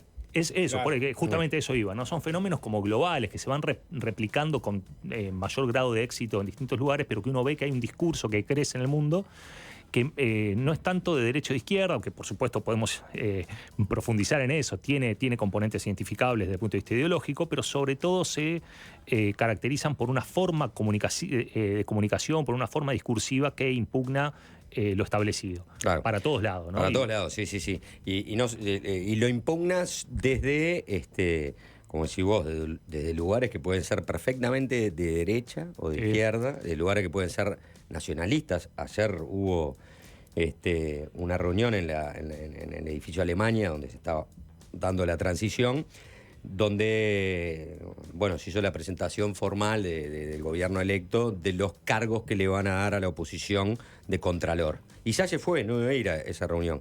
Y obviamente que fue para buscar su momento. Sí. Y claro que lo logra porque es el único que ya de pique no dijo que no iba a aceptar ningún cargo en este gobierno y en la reunión que marcó en su discurso, habló de ideas foráneas, ¿no? Sí. Entonces habló de nacionalismo. Eso, hay una visión que incluso es soberanista en el sentido, bueno, de hecho está en el nombre del Identidad soberana. el partido, ¿no? De reivindicar la soberanía nacional en el sentido de que la política nacional pueda mover el statu quo hacia donde, digamos, de manera autónoma casi, ¿no? Que es un poco una ilusión en estos tiempos, ¿no? Porque en realidad ni las grandes potencias pueden del todo aislarse de los fenómenos transnacionales, ¿no? Y de los flujos de comercio y de la geopolítica, pero está esa reivindicación un poco nostálgica y un poco fantasiosa de que es posible que un país como Uruguay mantenga una soberanía a toda costa. Pero ¿no? digo, ahí yo pensaba, ¿no? A diferencia de otros candidatos que tienen como discursos que generan un enemigo que es más tangible, es más cercano.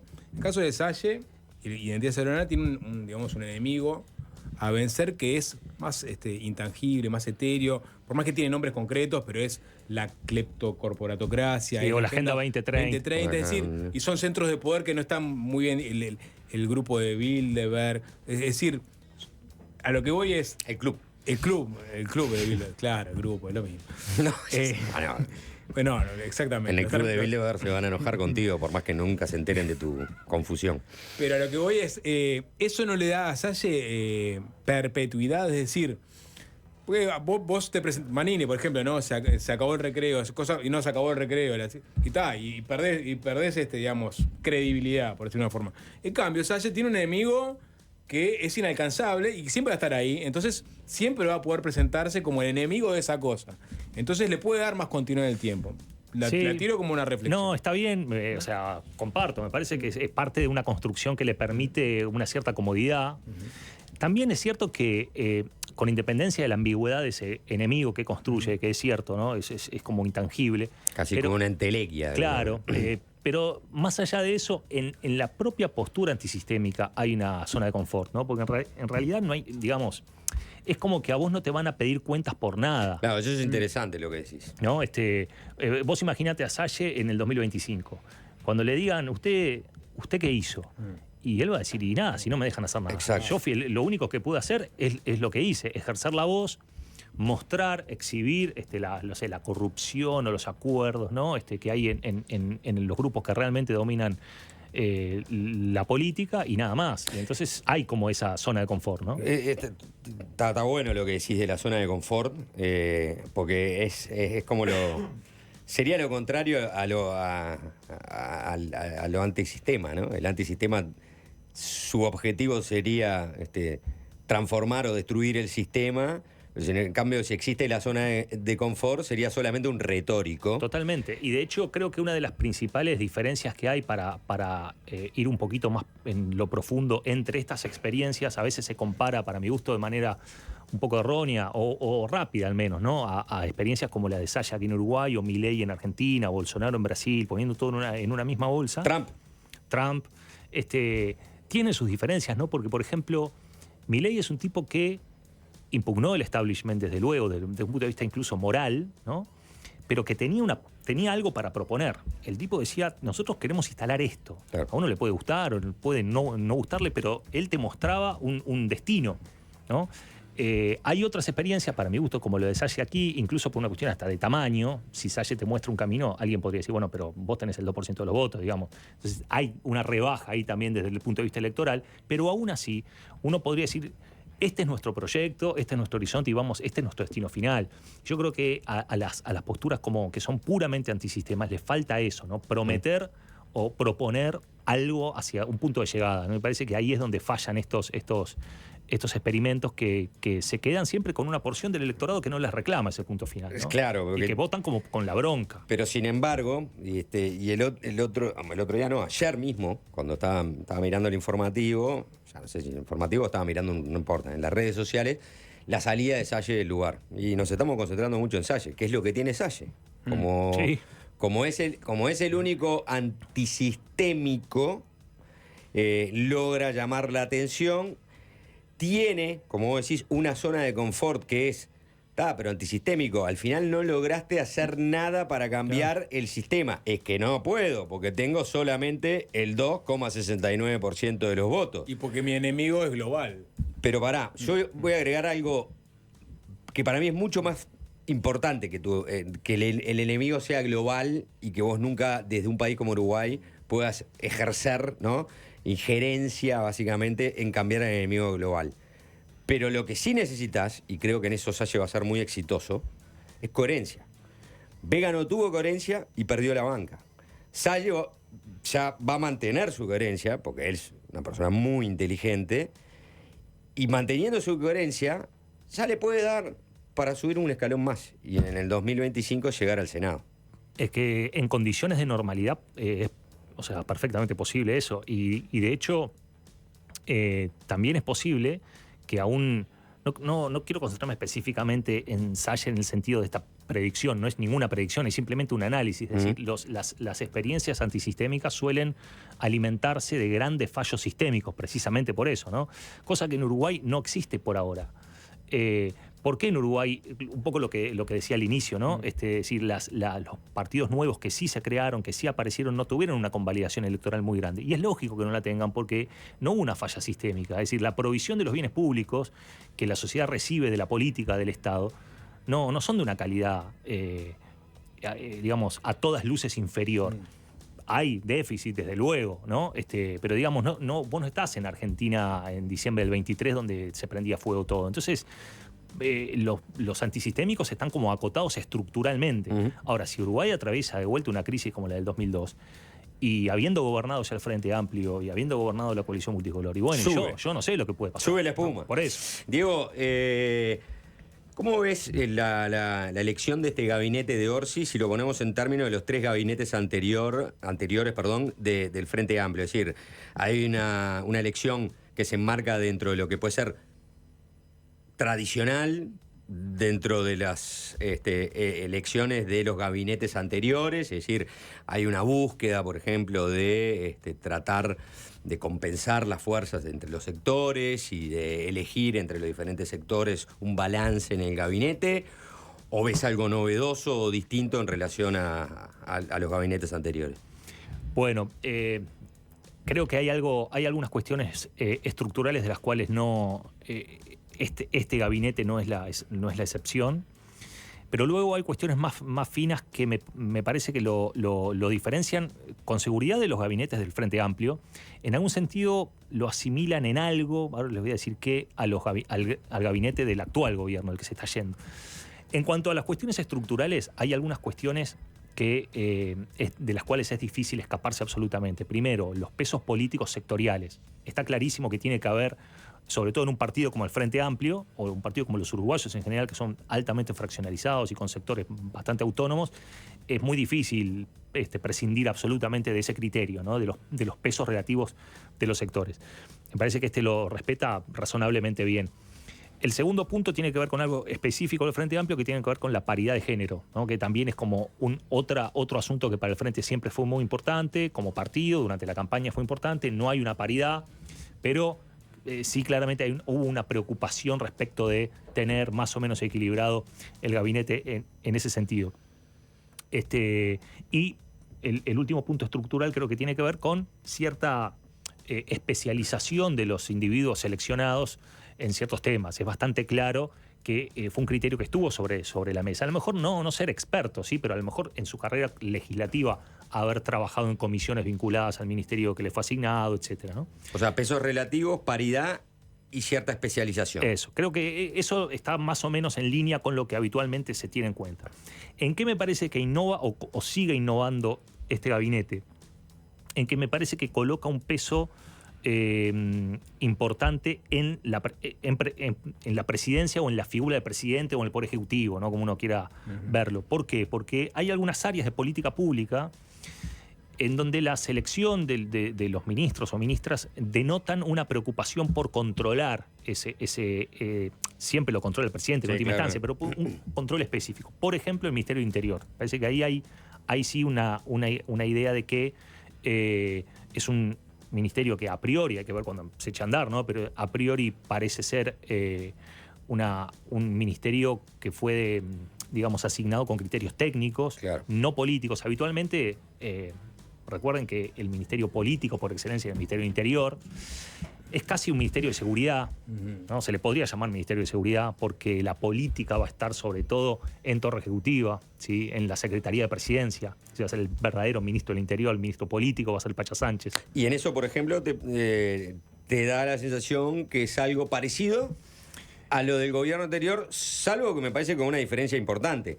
El gobierno anterior lo hizo desde el punto de vista, seré el primer policía, ¿no? Aquella foto cuando recién había asumido la calle con todos los jefes de policías departamentales. Pero claro, la figura del ministro era un político de peso. Acá totalmente es alguien que viene de la fiscalía. Sí, sin duda. Y además muestra una cierta línea de continuidad también con algunas cosas de las que se estaban haciendo. No, yo a lo que iba es al énfasis que se le da al Poder Ejecutivo, al presidente sobre todo, sobre el gabinete, ¿no?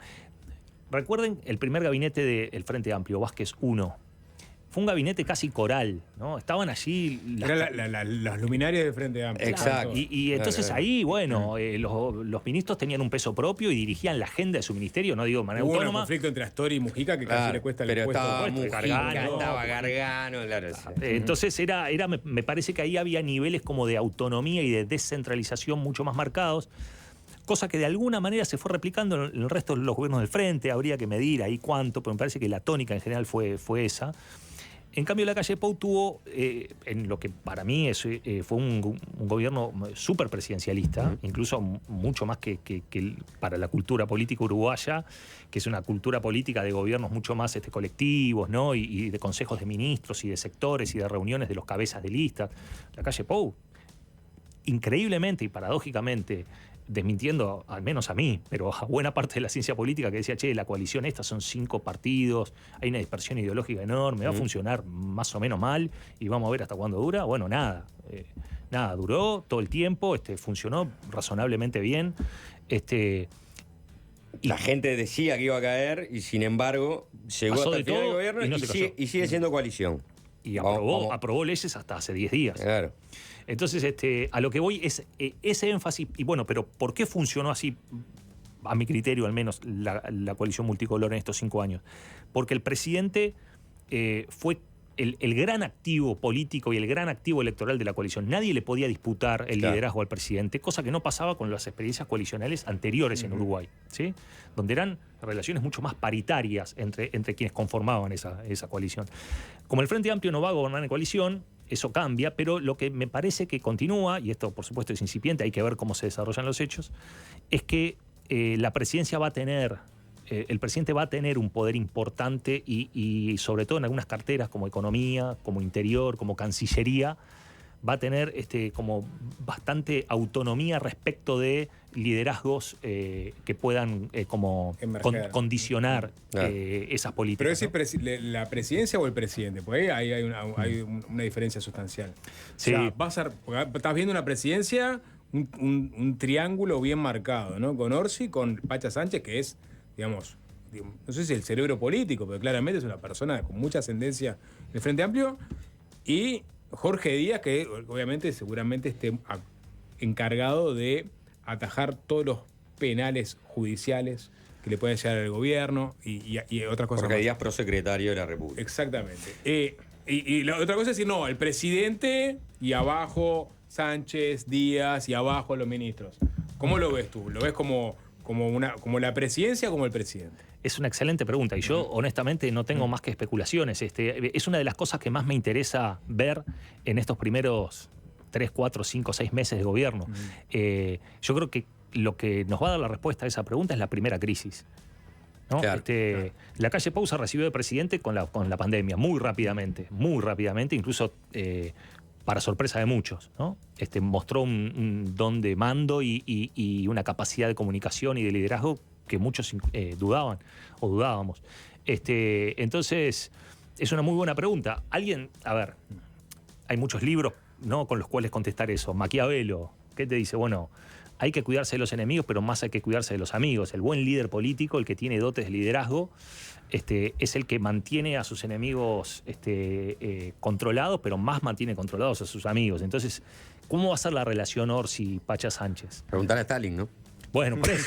No, pero digo, es un dilema, dilema propio de cualquiera que ejerza el poder. Sí, tal cual. ¿No? Entonces, ¿cómo va a ser esa relación? ¿Va a ser una relación, digamos, virtuosa, en donde Sánchez va a trabajar lealmente para el gobierno de Orsi, o va a ser una relación, digamos, algo más ríspida, en donde Orsi va a tener una agenda y Sánchez le va como a filtrar algunas cosas y va a trabajar más para el partido, o eventualmente para su propia figura? Pero ¿no? hay que mencionar, me parece, un agregado que entiendo yo, que es inédito, ¿no? Porque me da la sensación que desde que tenemos esta constitución electoral, jamás un secretario de presidencia se transformó en un candidato.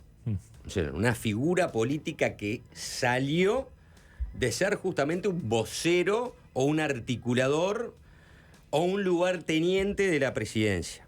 Muchas veces desconocido para la opinión pública. Muchas veces desconocido para la opinión pública. Hay algunos con perfil más alto, con perfil menos alto. Yo creo que Canepa tuvo una función muy importante cuando le fue para Mujica. Pero jamás había pasado que pronto el secretario de presidencia apareciera como una figura estelar. Y creo, como vos dijiste, la calle Pou se consagra su investidura a través de la pandemia, pero también lo hace Delgado. Sí.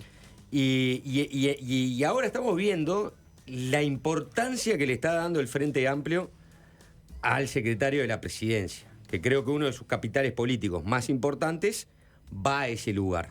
Sin duda. Y tú mismo estabas diciendo, ¿no?, que esa persona el día de mañana puede llegar a ser, desde allí, un contendor electoral importante. Entonces apareció también esa figura que antes estaba como una muleta importante del Ejecutivo y que ahora es una estrella más en el firmamento. Absolutamente. Y fíjate que eso pasó sin que medien reformas institucionales, o sea, con las mismas reglas. ¿Qué es lo que cambió entonces si las reglas son las mismas? ¿Cómo una constante puede explicar una variable? Y bueno, lo que pasó es que la práctica política, el gobierno en Uruguay se presidencializó. Siempre fue presidencialista Uruguay, pero tuvo muchos rasgos siempre, algunos le llaman semipresidencialistas, ¿no? O incluso unos rasgos parlamentaristas. Yo creo que la presidencia de la calle Pou fue una novedad en el sentido de la práctica del gobierno, ¿sí? Esa presidencialización lo que hizo fue habilitar en el Poder Ejecutivo el centro de gravedad del gobierno.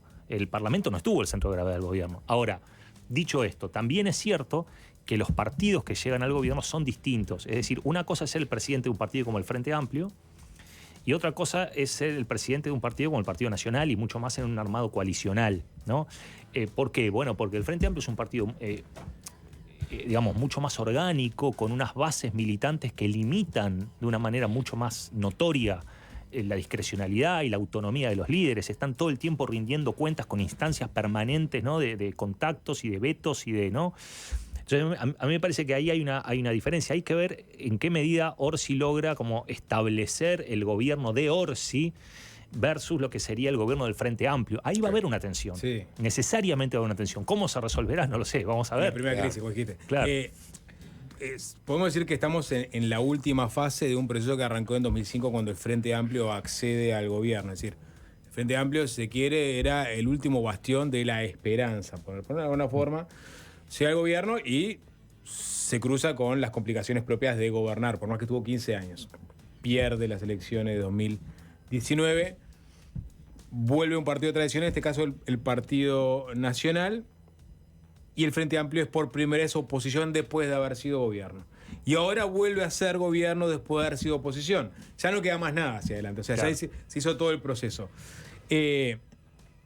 ¿En qué redunda todo este proceso en la política nacional? En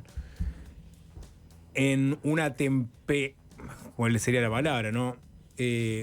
Bajar un poco el ruido que la política históricamente generaba cuando unos que nunca habían sido gobierno decían, no, nosotros lo vamos a hacer mejor, ahora fuiste gobierno, no lo hiciste, no sé si mejor o peor, pero no lo hiciste como algunos pensaban.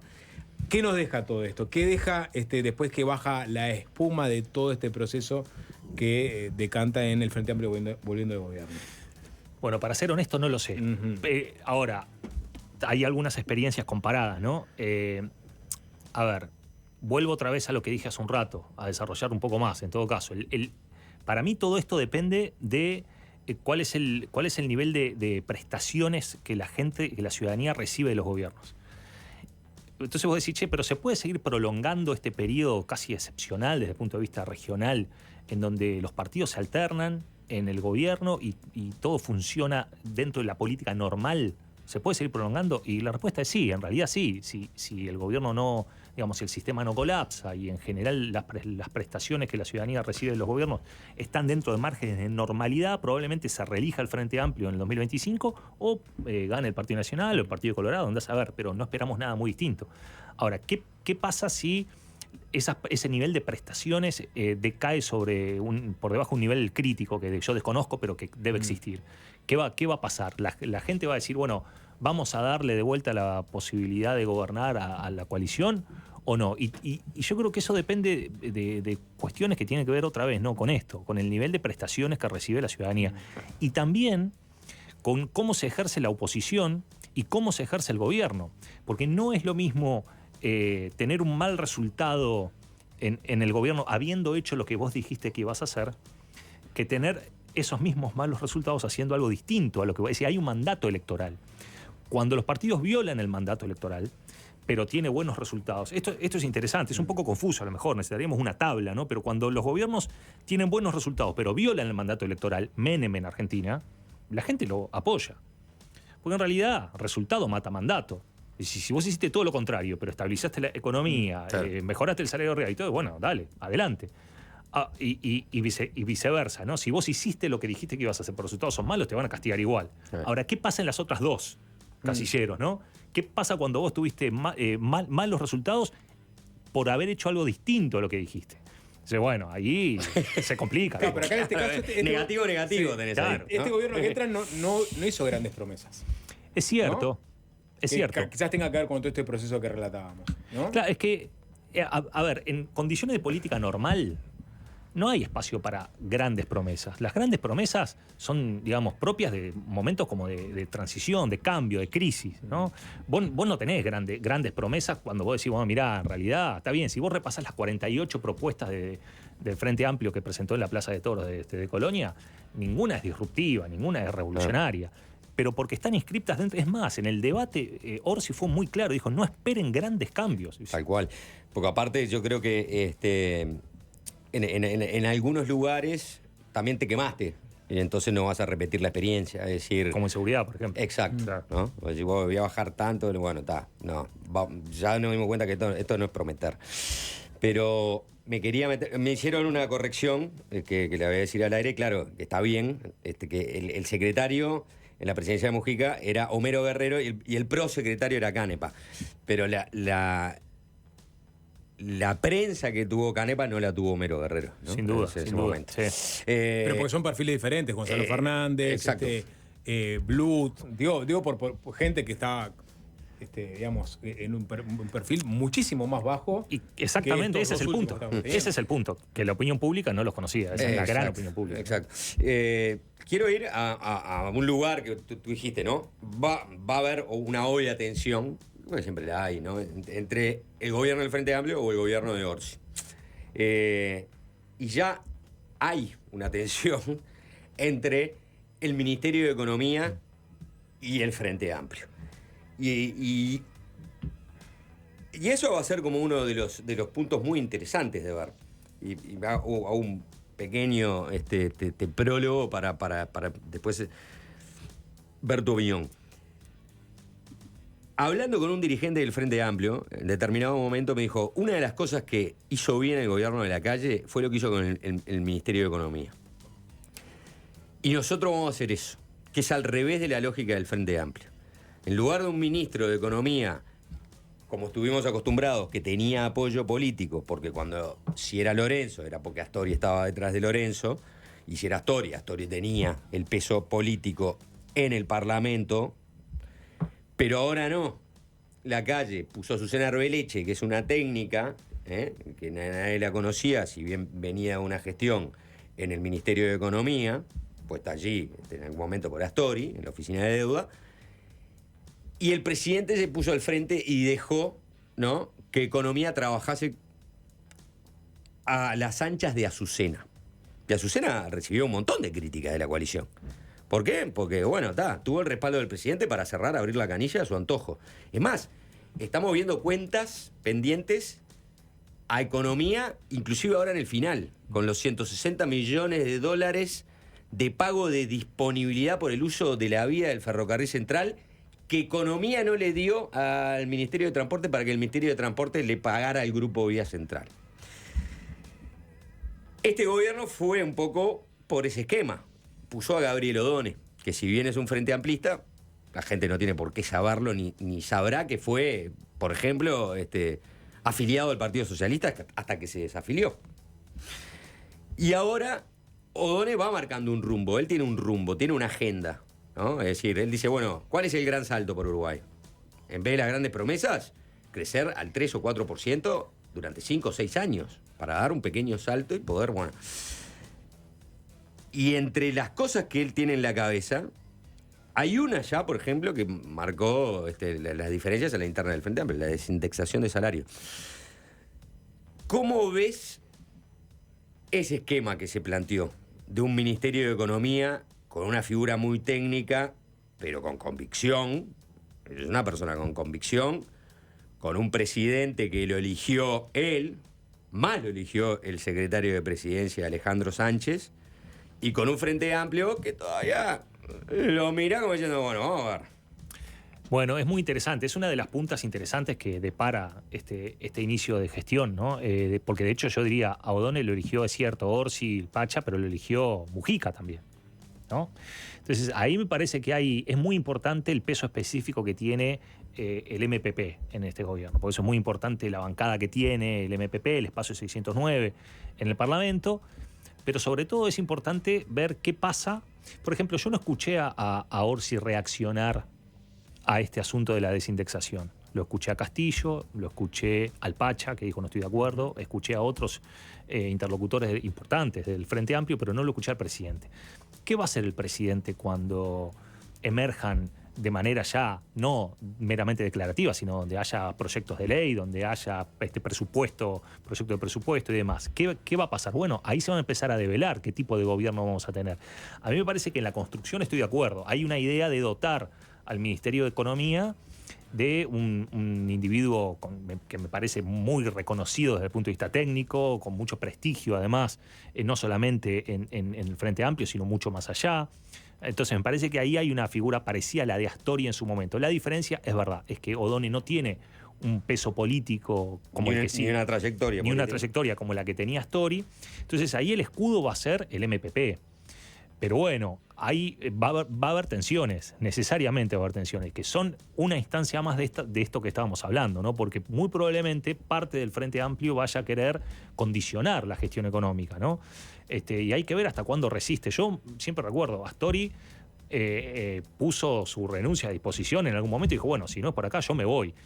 Entonces, tampoco es tan simple condicionar al ministro de Economía, porque que se vaya el ministro de Economía y si se va además buena parte del equipo económico con él, es un cimbronazo muy fuerte para un gobierno. Entonces, allí, más allá de que no tenga un peso político propio, me parece que va a haber, digamos, es como que los dos bandos tienen muchas cartas, ¿no? Claro. Está hay que ver cómo conversado se esto juega. también, obviamente está conversado, o sea, hasta dónde puede, o sea, O'Donnell dirá, bueno, yo tengo irrenunciables, es decir, cosas que yo no puedo renunciar por mis convicciones y las voy a enunciar, ¿no? Retóricamente, por más que después no lo sea en práctica, ahí me saldrán a cruzar, ¿no? Como está pasando ahora con... Y hay cosas que, bueno, transará, digamos, internamente.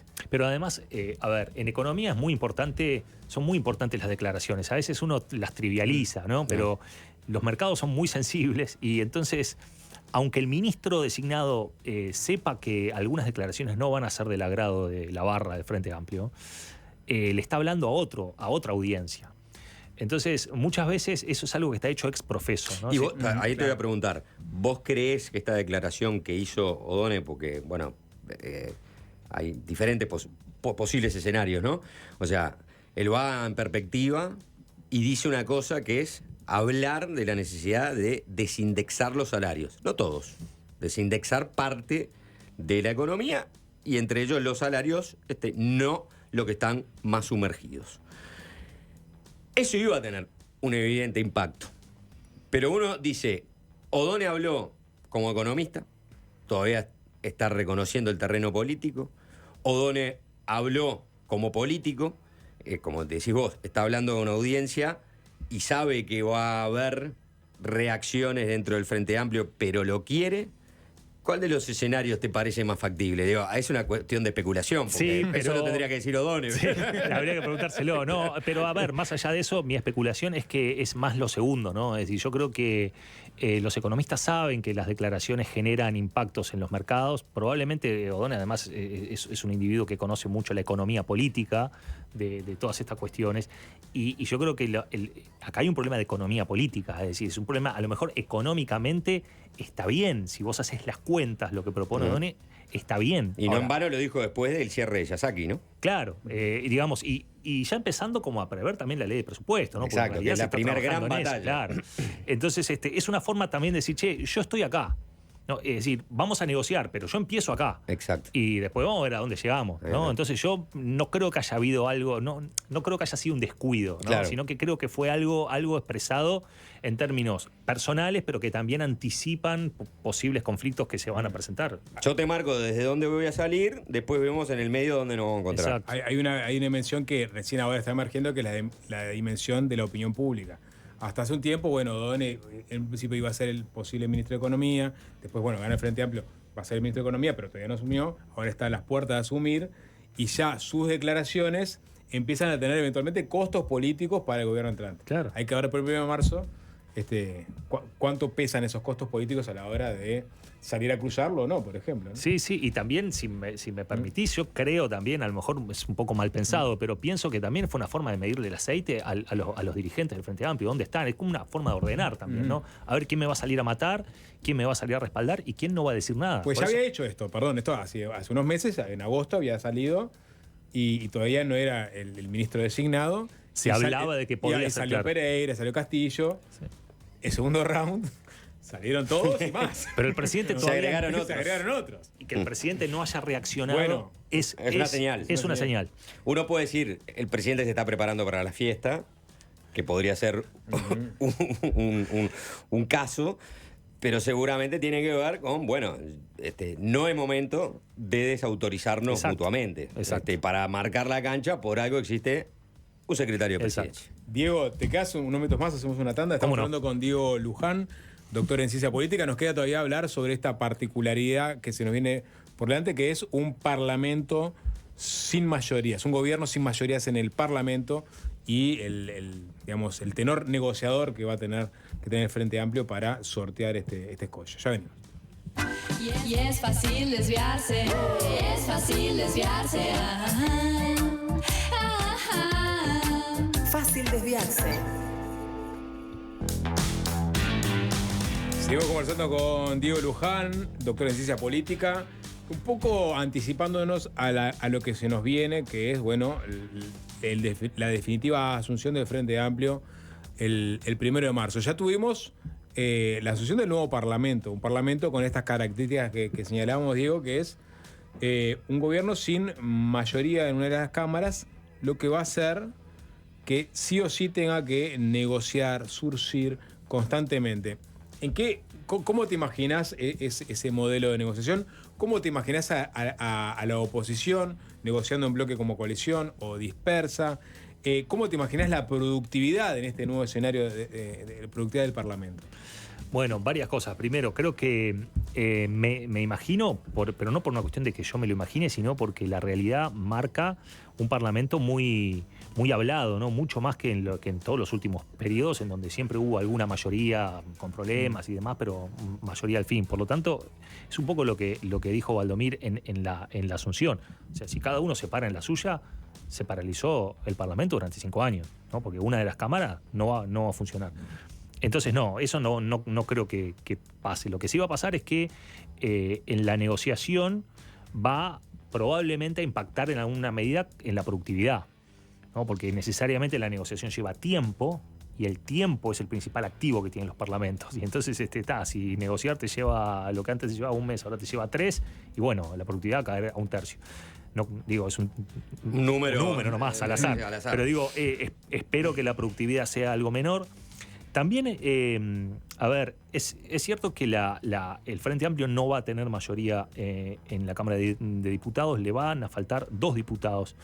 Ahí las alternativas son varias de cómo se puede armar esa mayoría, pero más allá de lo idiosincrático que pueda llegar a resultar cada votación, ¿no? Porque esta la voto con este otro la voto con 2 del otro partido, etcétera. Cuando me preguntabas recién si la coalición va a negociar como un todo, eso sería lo ideal desde el punto de vista de la oposición. El problema que yo veo para eso no es tanto una falta de voluntad, sino el hecho de que los partidos de la coalición tienen preferencias que están muy distantes en algunos asuntos, en otros no. Pero hay algunos asuntos en donde sus preferencias están bastante distantes. Vamos a recordar un par al menos. El proyecto de eutanasia, que fue bastante transversal, el Frente lo apoyaba en su totalidad o prácticamente en su totalidad, y el Partido Colorado tenía una parte que lo apoyaba y otro que no, y el Partido Nacional más bien que no, Cabildo no. Entonces, bueno, ¿qué va a pasar en un eventual proyecto donde se reflote esta idea? No va a poder negociar como un todo la coalición. ¿Qué pasa, por ejemplo, con el ingreso a la función pública en las intendencias? ¿No? Otra vez, fue presentado por un legislador colorado y promovido por un sector importante del Partido Colorado. El Frente apoyó enseguida, dijo nosotros estamos, el Partido Nacional más bien que no. ¿Qué va a pasar con ese proyecto? Claro, ahí uno intuye que hay 2 proyectos que van a ver la luz. Porque, por ejemplo, si la eutanasia casi la vio, tuvo media sanción en diputados y después, en realidad, la disputa se trataba si lo apoyaba una senadora o no del Partido Colorado, que finalmente no lo apoyó. Entonces, bueno, si ahora en el Senado no es el problema, porque la mayoría del Frente Amplio lo apoyó en su totalidad, ese debería salir. Y lo mismo con el de los concursos para las intendencias, ¿no? Claro, lo que pasa es que ahí digamos, a ver, el primero es un proyecto que tiene que ver con cuestiones como de principios, ¿no? Claro. Filosóficas o religiosas en algunos casos, bueno, está bien.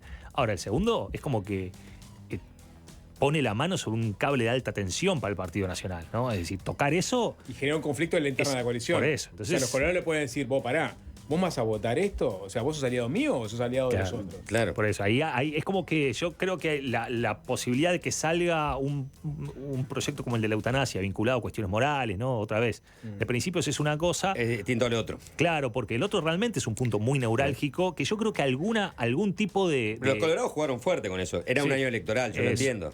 ¿no? Y entonces por eso estaban tan jugados Hay también. que ver cuándo se presenta o cuándo se reflota ese proyecto. Algunos legisladores recientemente dijeron que lo querían reflotar antes de las elecciones de mayo.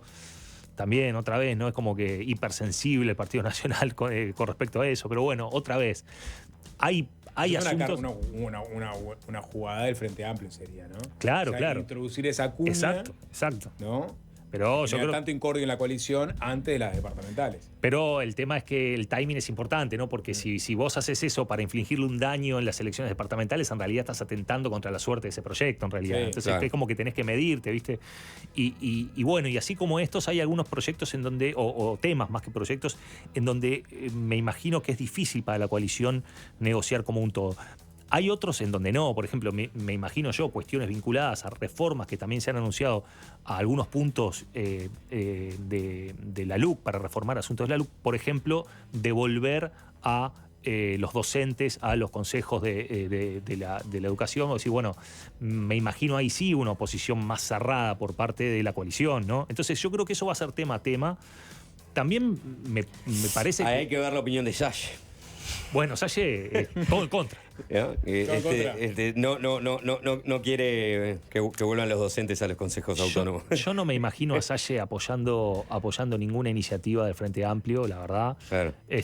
Al menos iniciativas que sean relevantes, ¿no? También, si le van a cambiar el nombre a una escuela, capaz que sí. Pero digamos, esa no. Es esa, por ejemplo, la de devolver. Porque esa es muy interesante, porque el Partido Independiente, el Partido Colorado, el Partido Nacional y Cabildo Abierto fue uno de los grandes cambios institucionales, o uno de los grandes cambios en el diseño institucional del sistema educativo.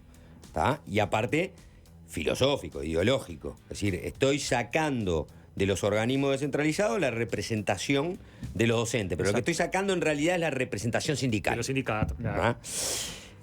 Entonces, pedir los votos de los que ya aprobaron y fueron a juntar firmas para defenderlo, es muy difícil de que esos votos aparezcan. Entonces parecería ser un tema donde no hay posible negociación, a no ser que salga por la tangente y aparezca Salle dando 2 votos. Sí, podría pasar. Bueno, hasta el fin de año pasado estuvimos especulando, pero también pues no sabemos cuál es el futuro de Cabildo Abierto. O sea, Cabildo Abierto quedó sin sus máximas figuras con representación parlamentaria, ni que hablar de representación en el Ejecutivo, porque no está el Ejecutivo. Es decir, ¿qué va a pasar con esos dos cabildos? Pero dudo que Manini sea el abanderado de los sindicatos. No Manini. No Manini, pero digo, ¿cuán libre van a jugar los dos legisladores de Cabildo Abierto? Esto es una cosa a ver. Es súper importante eso porque... Pero no es, perdón, no es tema. no es Peña y el Partido de la Gente, ¿no? No. Siguen siendo dos cabildantes dentro de la estructura de que los votos son de Manini. Sigue siendo pocos, algo de Perrone que venía de Vamos Uruguay, o sea, es una persona que tiene una trayectoria Vamos Uruguay, Partido de la Gente, Cabildo Abierto. Es decir, pero vos decís que Perrone si se quiere se va. No sé, hasta diciembre del pasado. ¿O que va a legislar sin preguntarle a Manini? Para mí hay una incógnita. A ver, bueno, es interesante. Orsi tiene experiencia en ganar apoyos súper mayoritarios. A veces necesitaba una mayoría de la que no disponía en la Junta Departamental de Canelones y obtenía una súper mayoría, ¿no? Entonces, Perrones de Canelones. Entonces, no sé, yo no lo descarto, porque además hay que ver qué pasa un poco atado con algo que decíamos hace un rato, ¿no? Necesitas a Perrone y a Soledad Bonavita. Sí, necesitas dos. Necesitas dos. Soledad Bonavita, Silvana Pérez Bonavita. Ahora, es impresionante. Para mí va a ser Soledad Bonavita, porque conozco una Soledad Bonavita y no me la puedo sacar de la cabeza. Ahora, ¿qué va a pasar con Cabildo Abierto como partido? Claro. ¿No? ¿En qué medida? Porque también hay una cuestión. Los votos son de Manini, es verdad, pero la banca no. Y vos fíjate lo que pasó con Lust, por ejemplo, en la última legislatura, o lo que pasó con tantos otros casos, que no son muchos, pero existen. Claro. Entonces, no estoy anticipando nada. Lo que digo es que no descartaría de plano la idea de que al menos se mantengan como más independientes a la estructura orgánica de Cabildo Abierto. que la verdad... Más pensando que en realidad que Cabildo perdió peso, o sea que la figura de Manini perdió peso. Claro, es decir, vos decís, es como el mariscal de la derrota me va a venir a cuestionar cómo yo tengo que... No estoy diciendo que vaya a pasar, lo que digo es que no es descabellado. Es un escenario más probable. Sí, es posible que algo así pase, sobre todo en algunas cuestiones puntuales. No digo que se vayan a pasar al Frente Amplio los dos legisladores, no estoy diciendo eso. Pero digo que cuestiones que tienen que ver con algunas votaciones en particular no descarto que por ahí esté el apoyo, ¿no? Diego, pensando en las necesidades del país, ¿no? ¿Es mejor o peor el Parlamento como quedó? Es una buena pregunta, porque ahí tiene que ver, hay como dos principios que están como en disputa, ¿no? Hay como un dilema. Claro. ¿no? Por un lado, vos necesitas un nivel de respuesta del sistema político a las cuestiones, a la demanda de la ciudadanía que requiere resolutividad, ¿no? Y requiere eficacia, tomar decisiones. Por otro lado, también es cierto que, bueno, la representación de la voluntad ciudadana está representado en esta estructura que se generó, en donde el Frente Amplio no tiene mayoría. Y es el juego democrático. Claro, entonces vos entre la legitimidad o la representatividad y la eficacia decisional, ¿cuál de las dos te parece más importante? Y es interesante, si yo sería o creería más en la autocracia, te diría la resolutividad. Claro. Que la representatividad. Y sobre todo en Si creo más en la democracia, te diría la representatividad. Y el contexto, ¿no? Porque en un contexto de crisis vos necesitas resolver. En un contexto de política normal, como el que yo les decía, que está circulando Uruguay, y ojalá que lo siga circulando, bueno, de pronto hay más espacio para detener un poco la máquina de decisiones y repensar un poco la representatividad de esas decisiones o la legitimidad de esas decisiones. Claro, eso es interesante porque... Si lo ponemos en términos de cómo viene evolucionando Uruguay, y hay algo que le rescato, por ejemplo, a quien va a ser el futuro ministro de Economía, que siempre cuando declaraba en diferentes entrevistas, él hablaba de lo bueno que es el consenso. Que Uruguay es un país de consenso, ¿no? O sea, el consenso es trabajoso, el consenso no es tan efectivo y resolutivo, pero el consenso permite avanzar cohesionado como sociedad.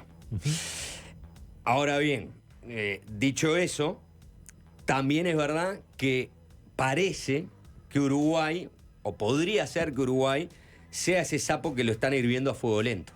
Es decir, está bien, el consenso nos cohesiona, pero también el consenso nos detiene. Y si uno ve el Uruguay educativo de otros tiempos, dice, bueno, mirá, nos alcanzaron todos y nos pasaron, ¿no? En ciertos indicadores educativos. Mirá, Perú estaba allá y ahora no pasó. En términos relativos, digo, pero nos pasó. Mirá, Paraguay estaba allá y ahora nos pasó.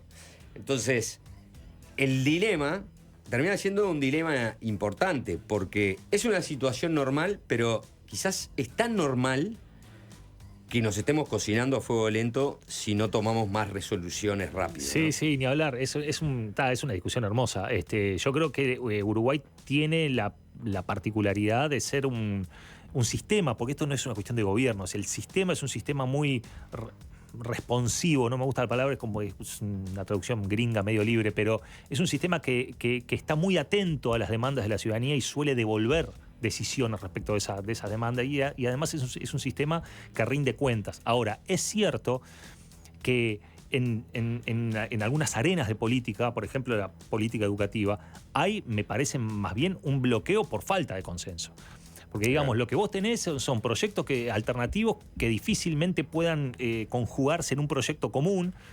Y además, habitualmente, yo al menos no creo mucho, ni me parece una cosa como muy buena cuando se habla mucho de políticas de Estado, porque en realidad la única política de Estado que realmente funciona, si vos querés, es la que se hace por defecto. Es decir, la que permanece en el tiempo. Claro, porque nadie lo quiere cambiar cuando viene, no porque no pueda cambiarlo, ¿no? Es decir, por ejemplo, algo podría estar pasando respecto de la política de seguridad, pero no necesariamente requiere un acuerdo explícito. Vamos a ponernos de acuerdo en esta mesa de que vamos a hacer esto. No, hay alguien que hace algo. Política de Estado es decir, bueno, lo que se hizo no lo vamos a cambiar. Claro.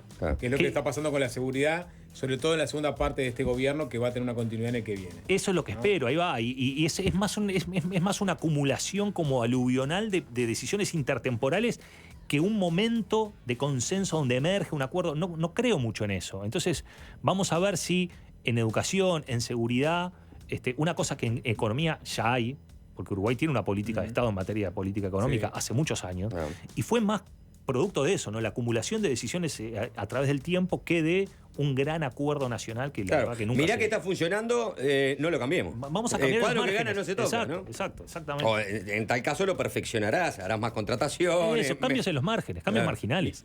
Y una más, digo, en este panorama tan complejo para el Ejecutivo que entra por, digamos, la correlación de votos en el Parlamento. ¿Qué herramientas tiene el Ejecutivo para gobernar, ¿no? Las herramientas clásicas que tiene, ¿no? Pero realmente puede, podemos tener un Ejecutivo mucho más decretatorio, no sé si es la palabra, es decir, con más resolución, o sea, que salgan muchas más cosas por fuera del Parlamento. No, en Uruguay mi respuesta al menos sería no. Eso no puede ocurrir. El presidente, el Poder Ejecutivo en Uruguay tiene muy bajo poder de mover la política de manera unilateral. Claro, como ocurre en no otros tiene países. facultades súper especiales como en otro país. Claro. Lo que sí tiene, y a mí, si me apurás, yo diría, no sé por qué rápidamente algunos integrantes del Frente Amplio dijeron que no van a hacer uso de la urgente consideración. Me parece a lo mejor un poco arriesgado. Porque bueno, en última instancia, si el Parlamento está trancado, la urgente consideración utilizada en el sentido que el constituyente le dio en la Constitución del 67, me parece que es una herramienta que no hay que descartar. Y no necesariamente tiene que ser en un contexto de una crisis, ¿no?, absoluta, sino que puede ser en algún momento donde vos necesitas justamente, ¿no?, otra vez un carácter resolutivo para dar cuenta de alguna situación que no tiene por qué ser catastrófica, pero sí relevante. ¿No será que mucha gente quedó con la idea de que la ley de urgente consideración es una ley con 1000 artículos, cuando en realidad la herramienta es mucho más puntual? Exacto, y de hecho había sido utilizada de esa manera. El primero que combina la ley ómnibus con el mecanismo de urgente consideración es la calle Herrera. Pero una ley ómnibus mucho más chiquita, una ley van casi sería, ¿no? Claro. Y eso no tiene por qué ser así, ¿no? El mecanismo está pensado para salir del paso en cuestiones puntuales. Y me parece que en ese sentido no lo descartaría, aunque no creo que sea la tónica con la que el gobierno empiece al menos su gestión, ¿no? Bien. Sí, de estar contra la LUC a practicarla. Claro. Desde el punto de vista discursivo sería un poco paradójico, ¿no? Se le puede cambiar el nombre. Ahí está. Diego Luján, doctor en Ciencia Política, gracias por estos minutos. Bueno, facilitarse. Muchas gracias. Muchas gracias a ustedes. Fácil desviarse.